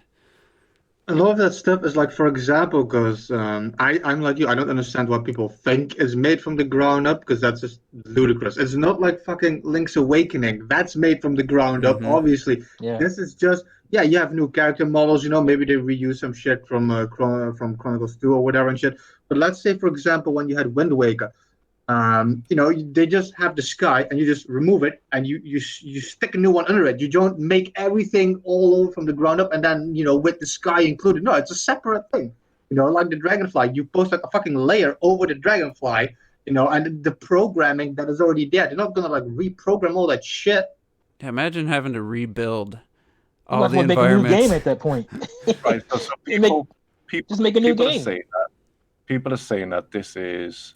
They're basically saying that this is a completely ground up brand new. And I know remake Baron's of one of them. Baron's the one I've heard the Baron most. said that? Mm-hmm. Oh, come on, Baron. It's a new game engine. The only thing that's new is completely new is the additional content, of course. And we can see that. Mm-hmm. We can see that. We can see the quality difference straight away. But we still need to credit them for. I still think. We Oh need yeah, to credit that's them. the second part. No, we're not taking anything away from the game itself. We're just saying that this is not the case. That this is a ground up remake. It's not. I don't know why people are so eager to say that it's a ground up thing. I don't understand the Yeah, argument. what is the point of it? I don't even understand. What does it matter? It's Why does it matter, right? Clockhead actually brought up a really good point when I was watching the trailer, and then it's over, because I'm excited. I never played the first one. Like, this is going to be my first time playing the one. I'm excited and shit. I like the way it looked and shit. You could see they have little upgrades here and there, and then I think it faded to black or some shit, and then they had like the distant future, whatever the fuck they call it, and you saw that grass. I was like, "Ooh, are they making like an animated movie or some shit out of it?" You could see that was made new. Like that is newly shit. Yeah. But that was like not even the same fucking game. The way it plus even that's a visually cinematic. looked. I think I said last week. That's where they're probably using the Toner engine, to get that new content in there, or to elevate it, way beyond. But here's the thing. Like, I was not even that long ago. Yes. Yeah, what the fuck was that? Not even that long ago. My audio is all distorted, where I'm all behind and ahead. I don't know what's going on. Yeah, not even that long ago. I played the just the intro. I just wanted to see what it looked like again on Chronicles, Xenoblade Chronicles for 3DS, and I'm like, this looks just like that trailer. Obviously, it's downscaled to hell, but like I just remember when they were approaching with the Mechanis, how they were, how they're hanging under that ship. There was multiple Mechanis sitting up under the ship, and it has this kind of, I don't know any other way to I'll put it on explain the it, but it has a kind of ashy look to it, like with the shadowing and stuff. Like something's just off. The 3DS version has that same look. It's the exact same look to the Mechanis mechs that were hanging under that ship before they jump off and whatnot, go into battle. I'm like, it's the same engine, bro. It's the same. It's modified, but it's the same damn engine. Technically said it's a new rendering like engine. Even on the 3DS, it looked the same. But yeah, because it's like I'm not a game developer, but everything I've watched over the last few years, listening to game developers talk, listening to Digital Foundry break down, or they interview developers, and having the Breath of the Wild on the Wii U emulator on PC, that's just the Breath of the Wild code. And I don't know how it works, but the emulator takes the base game, and then now the modders have added like better water reflections if you want to turn them on, extra graphical techniques that whether they were Nintendo just disabled them or they didn't even have an option on their game engine for Breath of the Wild, and it's like it's still Breath of the Wild, and it's but The Witcher 3 on Switch compared to the PC version, it's the same kind of shit. It's like, well, this looks way better than the Switch version, but it's the same game. It's the same engine. I will say though, we'll get into this next. Just it is one of the most, what I consider the most, maybe not ambitious, but most impressive remasters I've ever seen, where they feel like they've done way remaster, more. Yeah, I think they've done way more than any other remaster I can think of, as far as adding geometry, adding new trees, adding new character models, adding new content. They've definitely and to not be worse. Yeah, remember how some remasters they do that stuff and it looks worse than the original. And when they said they have a new rendering engine, to me that just tells me they can add, like I was getting with the emulator, like they can add effects that weren't there.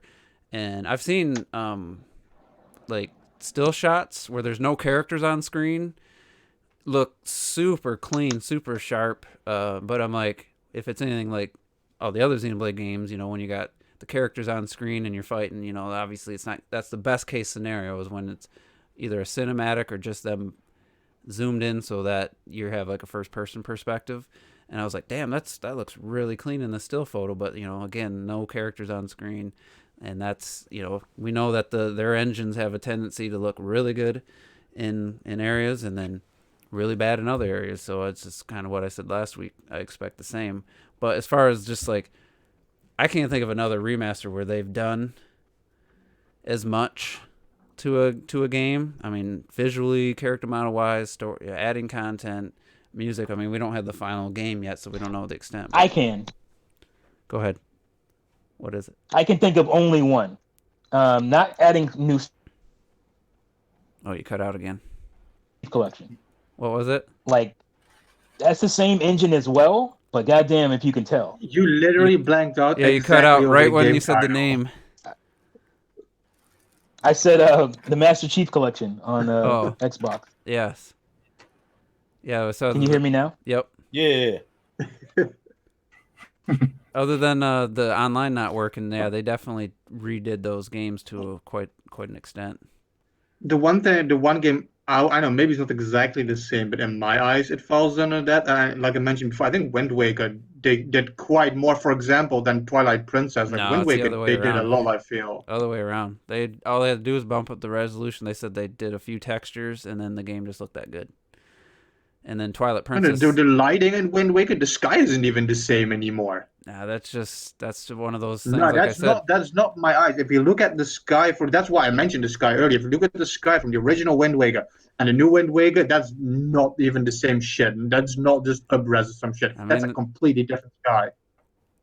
I don't know how it all works. I feel like it was just a setting they could turn on for the lighting, but I don't think that's a button they flipped for that. Because they did the game in like under 6 months, and Twilight Princess took over a year because they had to redo almost every texture in the fucking game. So they might the end result is more impressive on Wind Waker, I feel, but Twilight Princess was definitely way more work. Just listening to the developers talk about it back when it came out. What are we guys claiming this is the same engine as the original? No, it's they said it's a new engine for rendering, so it can render the game differently. And obviously, when they ran it through that at higher resolution, they're like, oh wow, we gotta fill this world in more. We gotta add more grass. We gotta add different tree textures and stuff like that. You guys hear me? Yeah, we can hear you now. Yeah. Sorry, I had to switch networks because everybody in the damn house is on Wi-Fi. So basically, somebody brought up the point. I think he might be saying he thinks it's not saying it's the same engine, but it's it's not like their engine was vastly different. I mean, each game they put out a new version of it.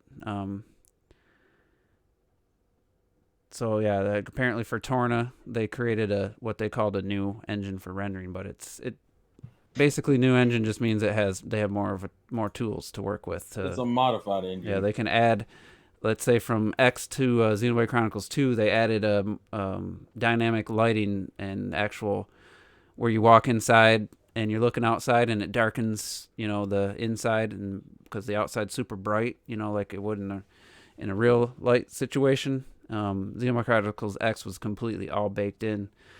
Everywhere you went, you didn't get that effect, and that was one of the first things I noticed with Xenoblade Chronicles 2 when you come out of the first little floating hub area. What the hell is it called? Where you find basically where you start the game, and when you walk outside, and it's just like it super like the sun's bright. When you walk outside in real life, and your eyes got to adjust, type of thing. And it was just something they could add that wasn't in X's engine, that was in 2's engine. So that's how they can get better results without going from, like I said, an example like somebody going from Unreal Engine 4 to switching to whatever Frostbite or something. It would be like they would have to start, it wouldn't just be an easy situation where they could just add some things. It's like, I don't know exactly how it works, but it sounds like it's a lot more work to switch engines than for something like that than to go from a modified version. So anyway, not really my expertise and stuff, but all I know is, like we're saying, T, you were trying to say a game. You said the Master Chief Collection, and then you got Master Chief Collection is an example of a game using the same engine, because it certainly feels like the original games, but it looks night and day visually to them. So I think that's one of the best remasters I've ever seen visually. Because they actually went through the 1 and 2, because 1 was already done. 1 and 2. Yeah, and they went through the second game, and I don't know what they what they improved. I'm thinking they had improved character models as far as like the polygon counts and stuff. They just looked everything looked better. You could change the version on the fly. Oh, that's right. Yeah, you could go back and forth. Yeah. How crazy is that? Like, that's quite a few games a remaster right there. Well, what other games done that? Because quite a few games decided to allow you to. I would say mostly indie games or side-scrolling, like classic games, but you usually see that in a 3D game. Yeah, so you got Monster Boy. Here's the comparison video for that. Monster Boy. I was gonna say like Dragon Quest 11 does it, but you have to play different versions at different times. You can't switch on the fly. The top down, doesn't it? Yeah. You can switch once you go save, but it essentially. Yeah. So yeah, you do have to like load it. Here's a Halo 2 comparison where it like goes from one to the other, and it's a massive. And that's just like new rendering techniques. I mean, the character models were obviously done as well, so that was quite a bit of work. Yeah, it was a lot of work. I mean, just changing the way light reflects off water, can have a huge challenge. Adding real time shadows and stuff just makes a huge difference. Even you guys didn't like the Minecraft example, but did anybody see the Quake 2? Where they took the original game, they didn't improve anything else except they just added the realistic lighting with ray tracing and stuff, like the full effects of it, and it looks almost like a modern game without. Yeah, that's what I'm saying. They took a 6th gen? Is that 6th gen? Yeah, 6th gen game, and turned it into a game that looks like a current gen game. I love Quake 2 as well. Check that out on the screen. Such a good game. Yeah, if you haven't seen this, it's because Quake always had really cool lighting. That was one of the things that stood out. Maybe you'll feel the same as you did for Minecraft, but well, Minecraft is just a different type of game. Yeah, see, to me, I can't tell if this is already the ray trace version. It looks like that's why it doesn't work in Minecraft because it has a certain style to it. I'm looking for like a comparison. I need a different video. At the end of the day, I don't really care because it's Minecraft. So yeah, it doesn't really bother me either way. That's why I was almost like you could almost take N64 games and just add like more realistic lighting and stuff, and it would be kind of a cool little thing. We were talking about what they should do for like Mario 64 or something, and it's like just keep the game the same. Maybe clean up Mario's character model or something. But if you it'd be curious to see what that game would look like with like really realistic lighting and stuff. I mean, it might look stupid, but I'd be curious to see it. Because Quake 2 don't look vastly different. It's just the lighting is just when he shoots, it just lights up the whole room, and you get real life reflections. He's going through that tunnel just then and stuff. Yeah, the real time lighting is beautiful. Yeah, I mean, it doesn't really change the game in any way. Just add some really cool. I think the changes to the lighting and stuff in this game works for this game instead of. I felt about Minecraft. Because that was always first thing I remember Quake was shooting a rocket and seeing the light reflecting off the walls. That was one of the first things I remember about. It might have been Quake 2.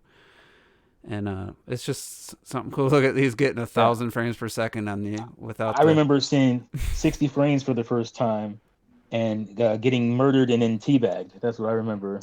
In Quake. Well, I remember thinking that about F-Zero X, where I was just like, man, they've got 30 cars on the screen.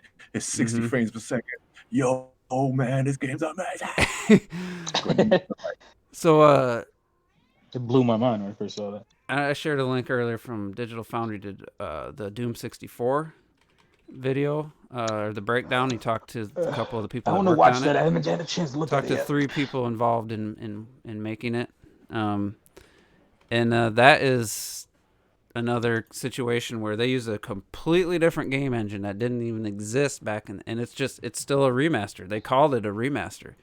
It just takes, because the game was in 3D already, so it just takes what was there and it cleans up the image, and then they tweak things that needed to be tweaked. But it's not like they built the assets from the ground up. They didn't build the environments or nothing. They just put it through a new game engine, and it looks. Let's see where they get to the actual. I mean, I personally don't think it's fair. I think if you wanted to play Doom 64, you should have bought an N64.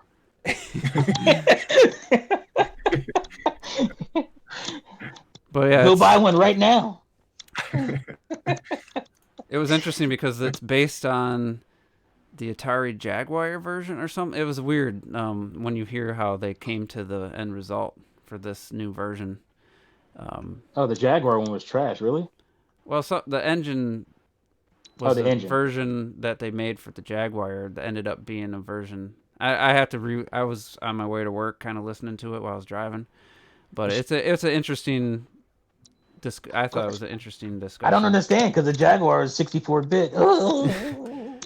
But so yeah, it's just that's technically do the math. Just do the math. As Doom Atari would tell 64 us. is still brand new engine.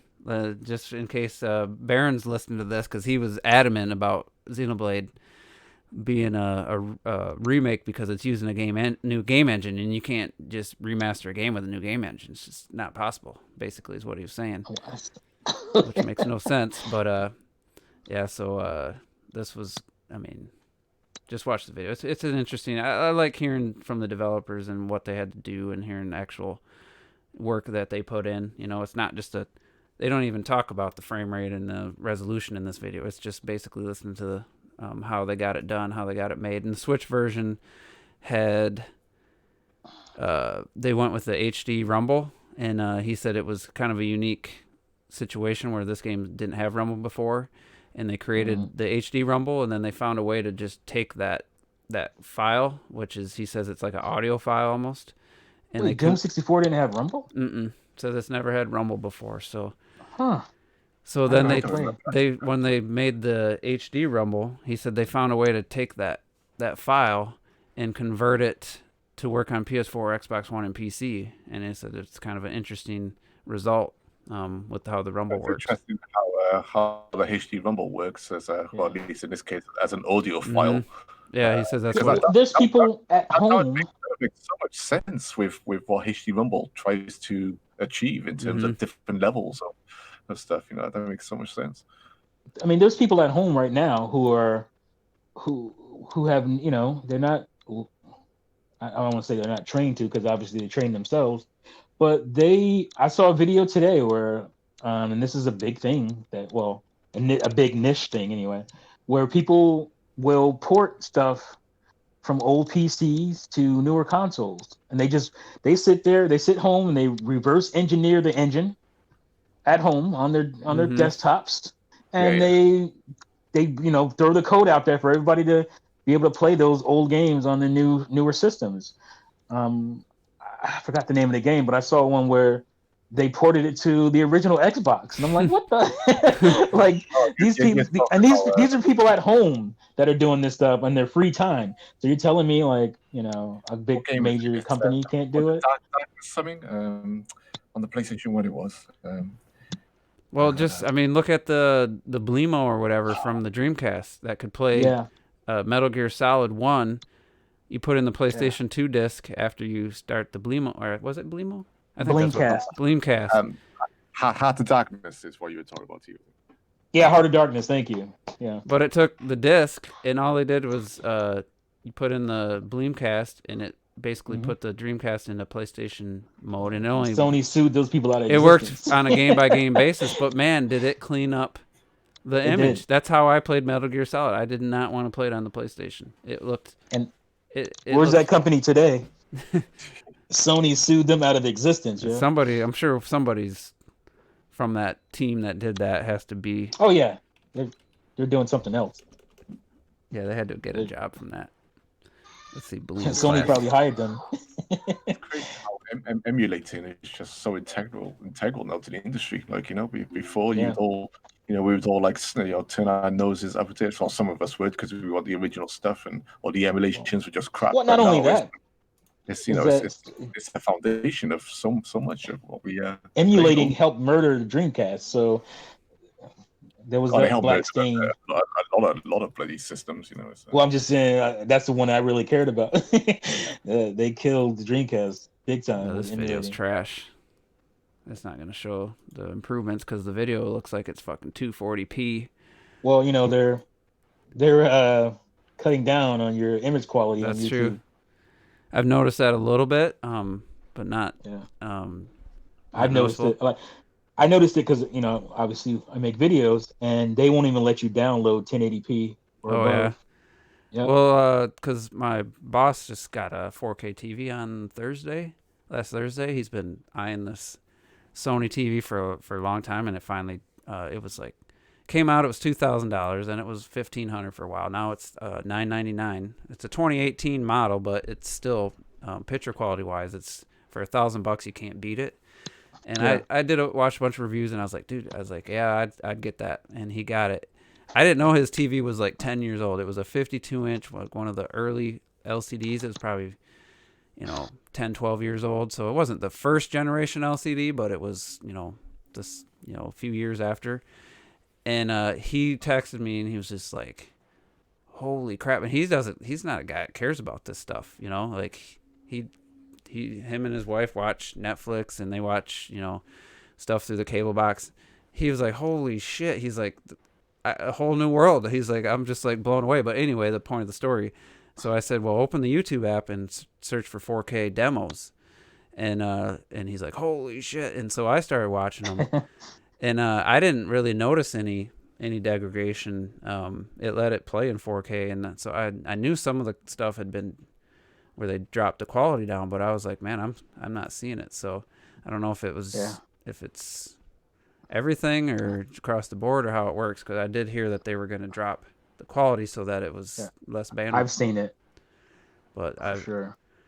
Be curious, if that's your we all know Twin Snakes is the best Metal Gear anyway, in terms of the original, so it don't matter. By far.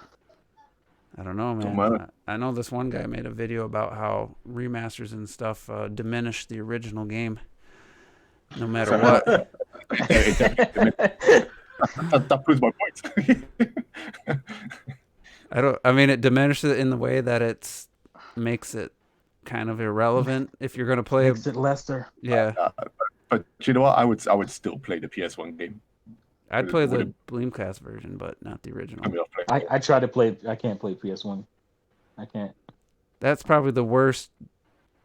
Like, as far as what do you say? When it's aged, what's the phrase? Yeah, is aged. It hasn't aged well. Out of all of the consoles from that, I mean, I can play PS1, but it's only certain games.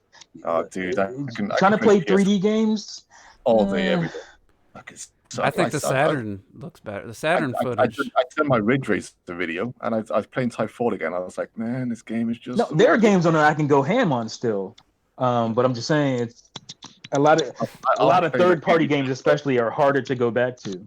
Play the original Tenchu game, which is still used the D-pad. We gotta go back because CK in the chat he doesn't know what a remake is.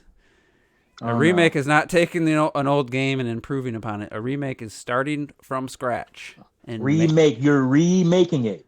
Making everything from scratch. Anything that has to do with taking the old game and adding to the visuals, and that is the definition of a remaster. There's different levels of remaster. You could simply just take a Wii game and put it at a native 1080p and re-release it. Technically, that's a remaster. But to go the extra mile and to fix textures that look bad and to improve character models, that's if you're making a new character model. Yeah, there's some elements that are remade, some of the assets are remade, but the entire game, it's not a remake unless they remake the game from scratch. Like Link's Awakening has nothing to do. They just started and obviously went by the original and made it as close as possible, but there's no source code or anything related to from one game to the next. I mean, even Shadow of the Colossus, technically, they remade all the world, but they have the original game code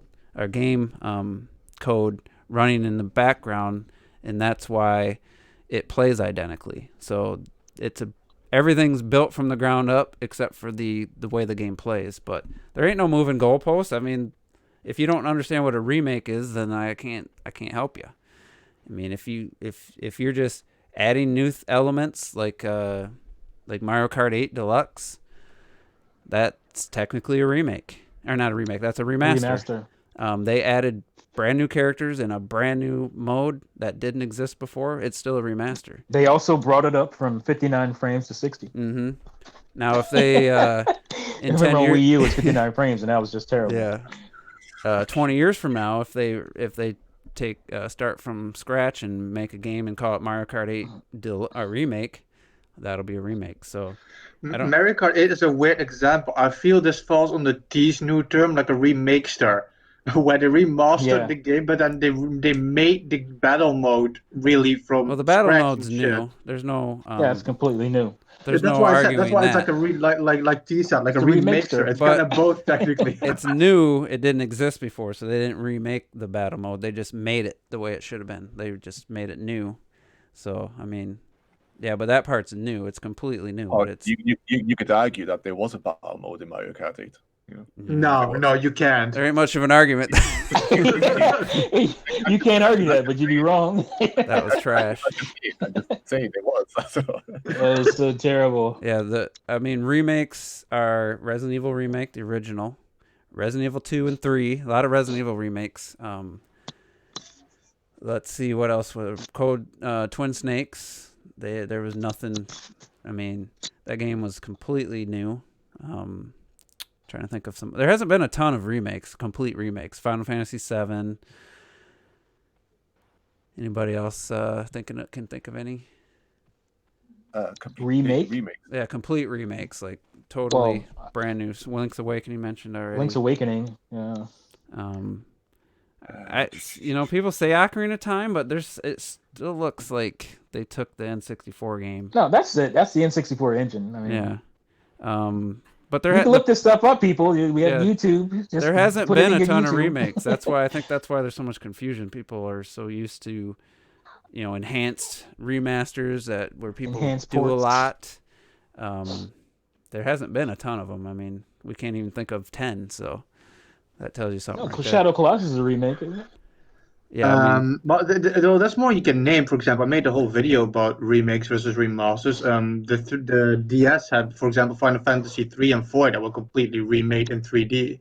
Ratchet and Clank. Samus Returns. That's a good one. Ratchet and Clank. Ratchet and Clank. The Spyro and Crash trilogy. So I guess we can. Oh, what about? There's this more. What about Medieval? Jesus Christ. Farm 'em Echoes, Shadows of Valencia. That was completely. Yeah, it's definitely a remake. Yeah, that counts. Trials of Mana. Mm-hmm. That isn't even out yet. Jesus. I know. But there's a lot of remakes out there. I can't wait to fucking play that one. It's not a huge number. They don't do it. Most of the time you get HD ports and remasters. We've gotten a lot of remasters. More things are remastered than people realize. I think people just need to understand the term better. Yeah, Is Master Chief a remaster? The Master Chief Collection, I would say. You say it's a remaster? Their Halo 3 they didn't do as much too. Halo 3 and cleaned 4 it up, but 1 and 2 they did more of the Xenoblade where they improved the character models and stuff. So it's like maybe there needs to be a term for when it's not just when they're actually adding new assets beyond just improving some textures here and there. But for what we have right now, I guess it's not clear for everybody, but it seems pretty. It's cut and dry as far as what's a remake. If it's not a remake, then it's some form of a remaster. I gotta copyright that. All right, let's check the. See if we got some questions here from Discord. So. Discode. Emily Rogers made some psychic predictions. Says Nintendo will release several ports remasters this year. My question is, assuming this is true, what games from all their Nintendo systems does everyone think should happen or could happen this year? I don't know if I want to get into that. That sounds like a what do you mean picking games that you want? For all Nintendo systems, like I don't. She only said Mario games. Yeah. So I don't know. That's a big question to ask. This could be a thing. I just don't understand the culminating around. Oh, it's definitely a thing. And you have people out there that get upset with you saying, "Well, I'm going to question it. It's not for sure. It is a rumor." She did. They get upset by you saying, "Oh, well, sometimes rumors aren't right." No. This one is definitely. Well, I have all these different sources. I'm like, well, just because a lot of people are reading the same shit, it doesn't mean that it's more real. Like What it's so strange. what I think is even more funny is when, let's say, this it happens a lot. So now there's all these rumors. Everybody believes this. Everybody starts wanting it, like the Chorus Kids. Everybody all of a sudden always wanted it. Bitch, you didn't know who the fucking Chorus Kids were. But then it doesn't happen, and then people get mad at Nintendo because it's not happening. Yeah, I don't know, like that from all Nintendo systems. I guess we kind of talked about that, like.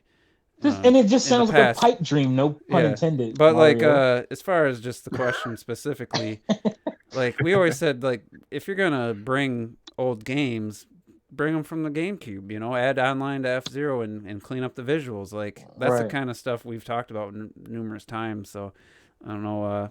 Yeah, you want to shut people like me up? Just remember the GameCube. There's too many systems where we're going back to NES, Super NES, and that's it. You stop there, like you got no more systems. It's like, why are we getting all these Wii U games? Like, want some Wii games could benefit more from remember the Wii being in HD? Like, I mean, well, you're getting Xenoblade Chronicles. Yeah, exactly. Yeah. Those take more work. There's no real complaints about that, I don't think. Those take more work, though. They can't just port it over and have it run a little higher resolution. Especially if someone who loves the GameCube. There's a lot of GameCube games that deserve a lot more love. Yeah. Well, we got Luigi's Mansion on a 3DS. You want me to shut up about your shitty online service? Start dropping N64 and GameCube titles on that bitch. Then I won't say anything. I won't say a word. It's not that hard. Didn't we used to get games like every month? I feel like we haven't seen games like that. No, they changed that. They changed that. Yeah. They couldn't keep up with putting out 2 games a month from the NES and Super Nintendo. It was just too much for Nintendo. So they just said, oh, we'll put them out when we feel like it, basically. Yeah. It's like, are you serious? And people just sit back like, it's all good. It's okay. Like, they eat that shit. I just don't get it, man. You don't know how good it was. That's why you're not questioning any of this shit. You just don't know. You don't remember, or you just don't care. And I forgot to. I don't know. We forgot to talk about. I forgot to ask you guys about the Final Fantasy VII. I watched Easy Ally's review. What the review scores? And he said. He said 37 hours and still had side quests and felt like he had a lot more to do, but that who knows what that actually means. I watched a few reviews. Essentially, the idea is that it's somewhere around 33 to like 40 hours. I heard people complaining about that. But it's getting high ranks. I think right now it's at like an 87.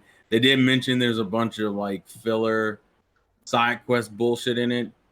Well, filler to some people was the main game to Retro Death, so you never know. I want to know because you can back in the day you could complete Final Fantasy VII in under 30 hours, quite easily. I want to know how much padding, how much additional stuff they put into this one portion of the game. It sounds too much, perhaps because once you got this full game. How long is that game going to be? The only other complaint I saw from IGN's review is that it gets a little convoluted towards the end of the... Well, that's any Japanese game. That's not true. That's not true at all. That's almost everyone I've played that story. That's because you're a casual. That's pretty true. That's pretty true. Even Xenoblade Chronicles 2, I was like, what the fuck is this? At the end, I was like... I don't agree with that. I said the same thing about Final Fantasy... I didn't know that was going to be a hot take. Saying that. I've always known or felt like Japanese anime storyline, all that kind of stuff. It's very. That's one of the things that's very common is that those storylines can get very convoluted. It can almost feel like when you're a kid and you're playing, and then like another kid changes the rules to help himself. Continue playing. No. I understand. Sometimes Japanese storylines feel like that to me. I can under the argument that there are stories that are like that, and I've run across stories that are like that. But just what to make it sound like. I can't think of a single story based. Yeah, you were making it sound like it was that didn't have some ridiculous thing at the end. Yes, that was my issue. I can't agree with that. See, listen, T. I can understand Some. I can understand the some argument. I'm not feel like gonna it's the understand the majority. most argument. I mean, I haven't. I mean, I just started getting into Gant Zero, and I'm like, or Gant O, sorry. And it's like, I know you're like that's some convoluted Play Devil May that's some Cry 5 convoluted and stuff going on.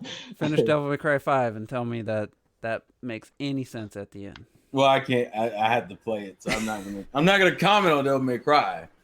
But Do you think Bayonetta's convoluted? that's not. I mean, Oh, Bayonetta is so convoluted, bro. yeah. No, pretty it's not. ridiculous. Yes, it is.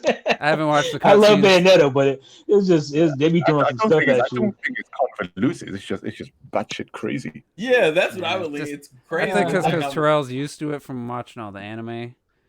To me, it's like I think they just be throwing some stuff at you just out of nowhere a lot. I don't feel like. Bayonetta was pretty straightforward, and 2 literally doesn't even add that much into lore, I mean, it's just other what than the stuff hell? of Loki. It's and, not like it just if their endings. It feels like a lot of times the endings are just. I don't know. They're just going for I think just the ending. straight spectacle a lot of times. No, What Bayonetta question? 1's ending. Bayonetta 1's ending is definitely that. But I don't know.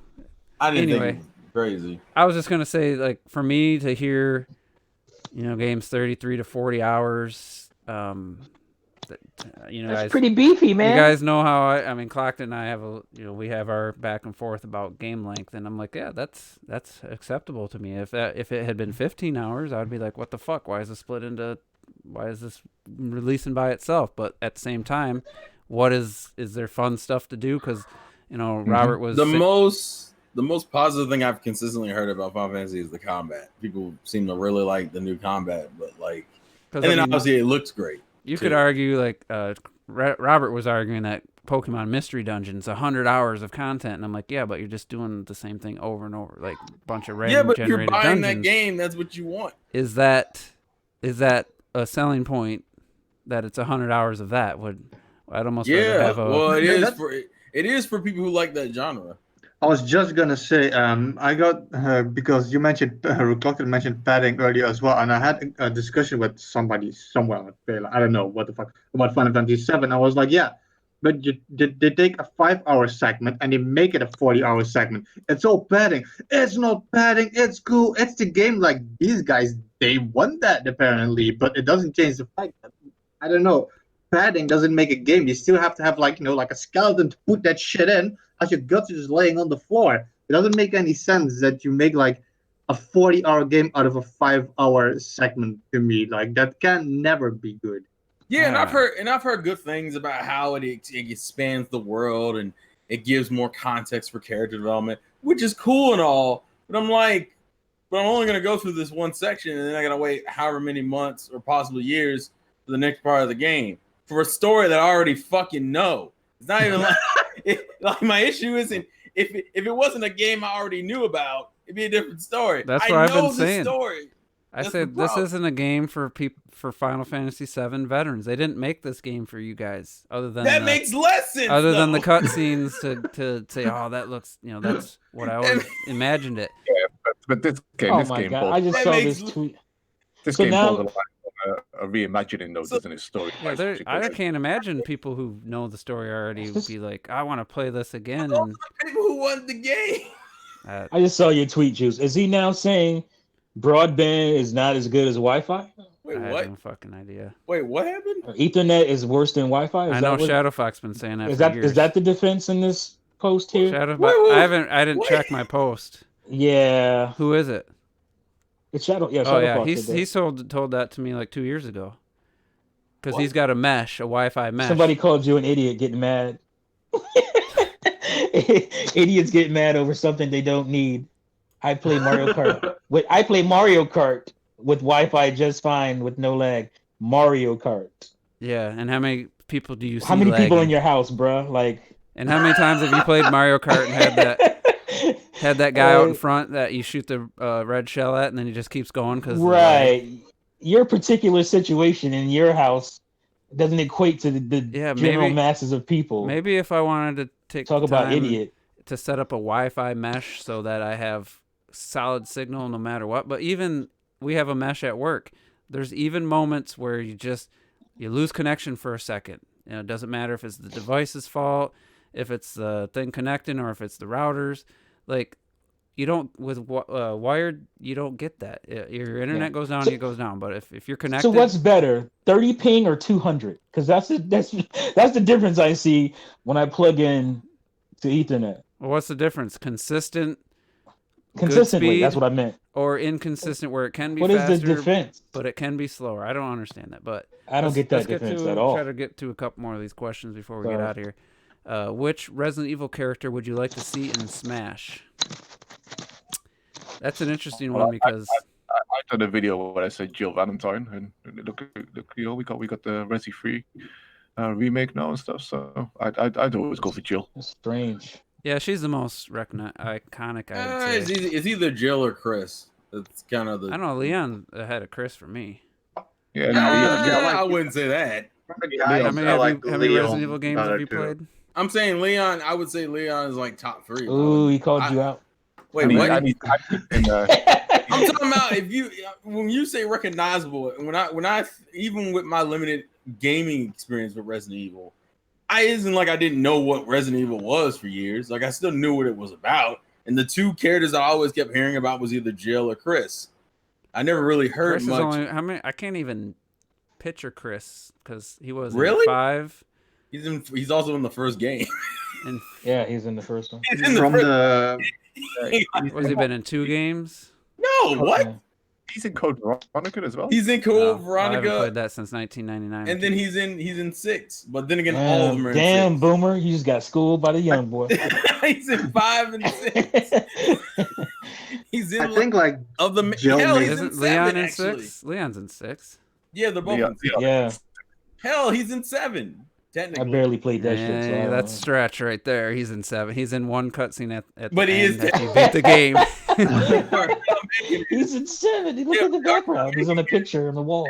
Chris in there. They didn't put Leon in there. That's the point I'm making. I'm just I saying. think from the I think Leon's from been the in girls the 2 best games though. That shit from the ain't Resident girls I Evil, always okay. like Ada. That would be my pick. Ada Wong, biatch. Well, Yeah. it is just white. People, yeah. They all make that appearances. I mean, Jill Valentine. I mean, she gets Even a in the whole- movie, my God. Not Jill Valentine. casting. Claire Redfield. You know, she gets whole games to herself. Yeah, man. Claire's been Yeah. in Code Veronica, Resident Evil 2, Revelations 2. I'm gonna say Claire. Claire is mine. Yeah, Claire would make the most sense for sure. I would prefer Jill over Claire personally. Which Claire would they use? There's been so damn many, Yeah. and she looks completely different every time. But I mean, You I don't. have whatever you like. I wouldn't be excited about a. Yeah. I would like a Resident Evil representation just because that game's a long running franchise and stuff. But the thought of just a human character that shoots guns and uses a knife, like it's a little less exciting when I think about the moveset. Shit already in Yeah, and Snake's lame as fuck. Yeah, I but like, agree.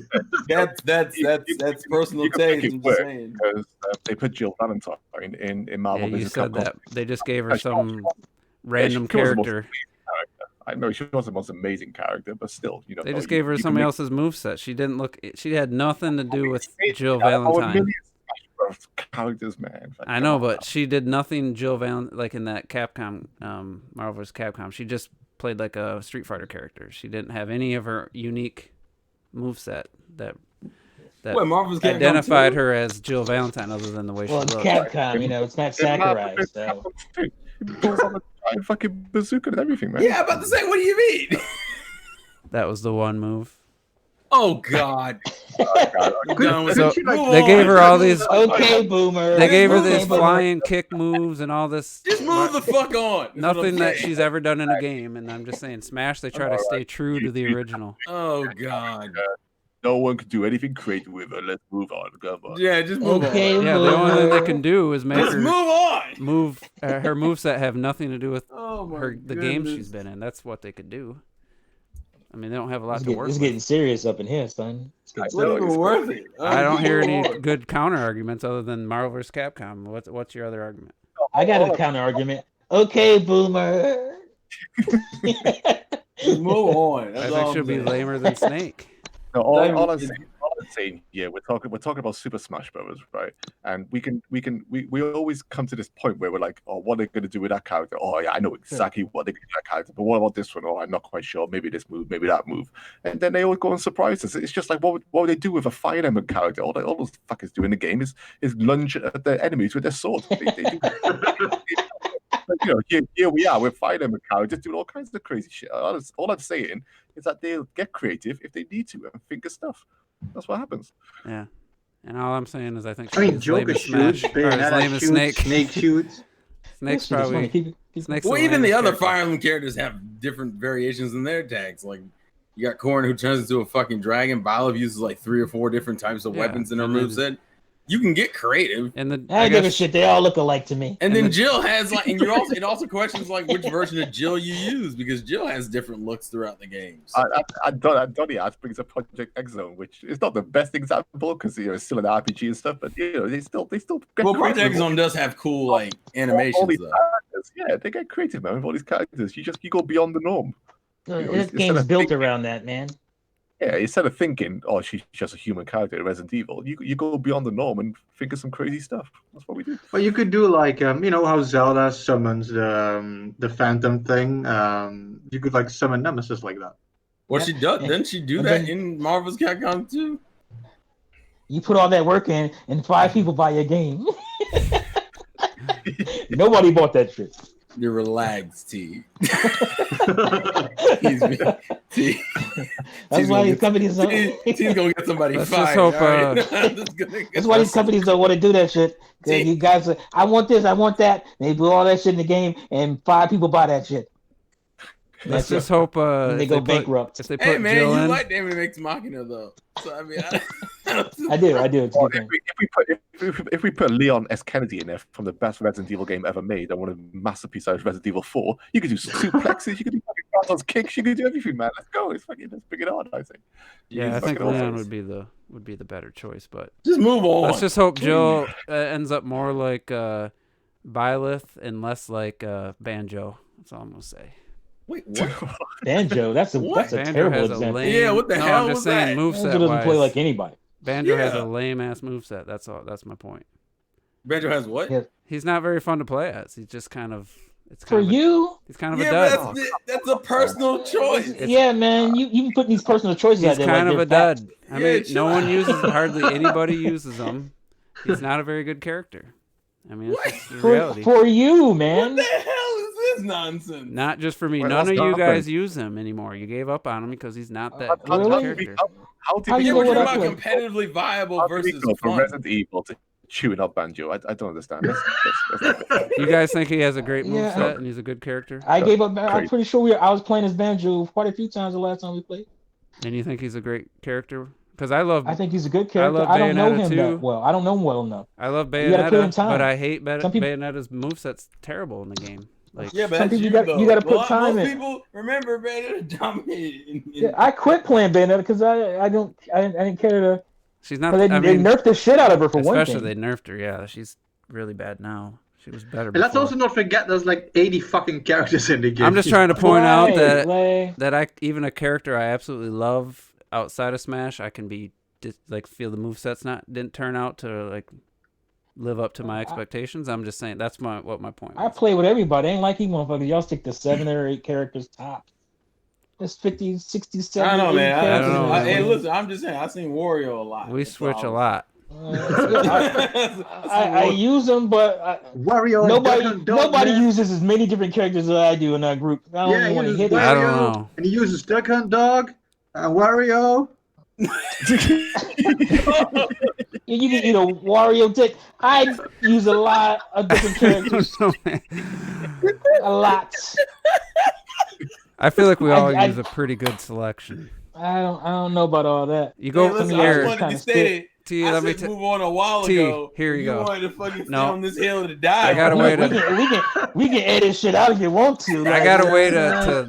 This is my wheelhouse right here. So you really want to get T? Go play one of Terrell's streams or Robert's streams and tell me about people who don't use different characters. Those guys use literally one character, maybe 2. Yeah, but that's their main. That's the way they want to play the game. I'm saying that all of us here, we have at least I would say most of us have 8+ that we regularly use. I like how the narrative Yeah. we 8, went 10. from complaining about each other to now all of a sudden now we're talking about I'm everyone just saying. else. Like, what was that? But Transition. He thought he was Wait there, slick. wait He there. thought he was That's- slick. Because Letty Rodney That's a makes good points. transition. Yeah, look at Letty, listen.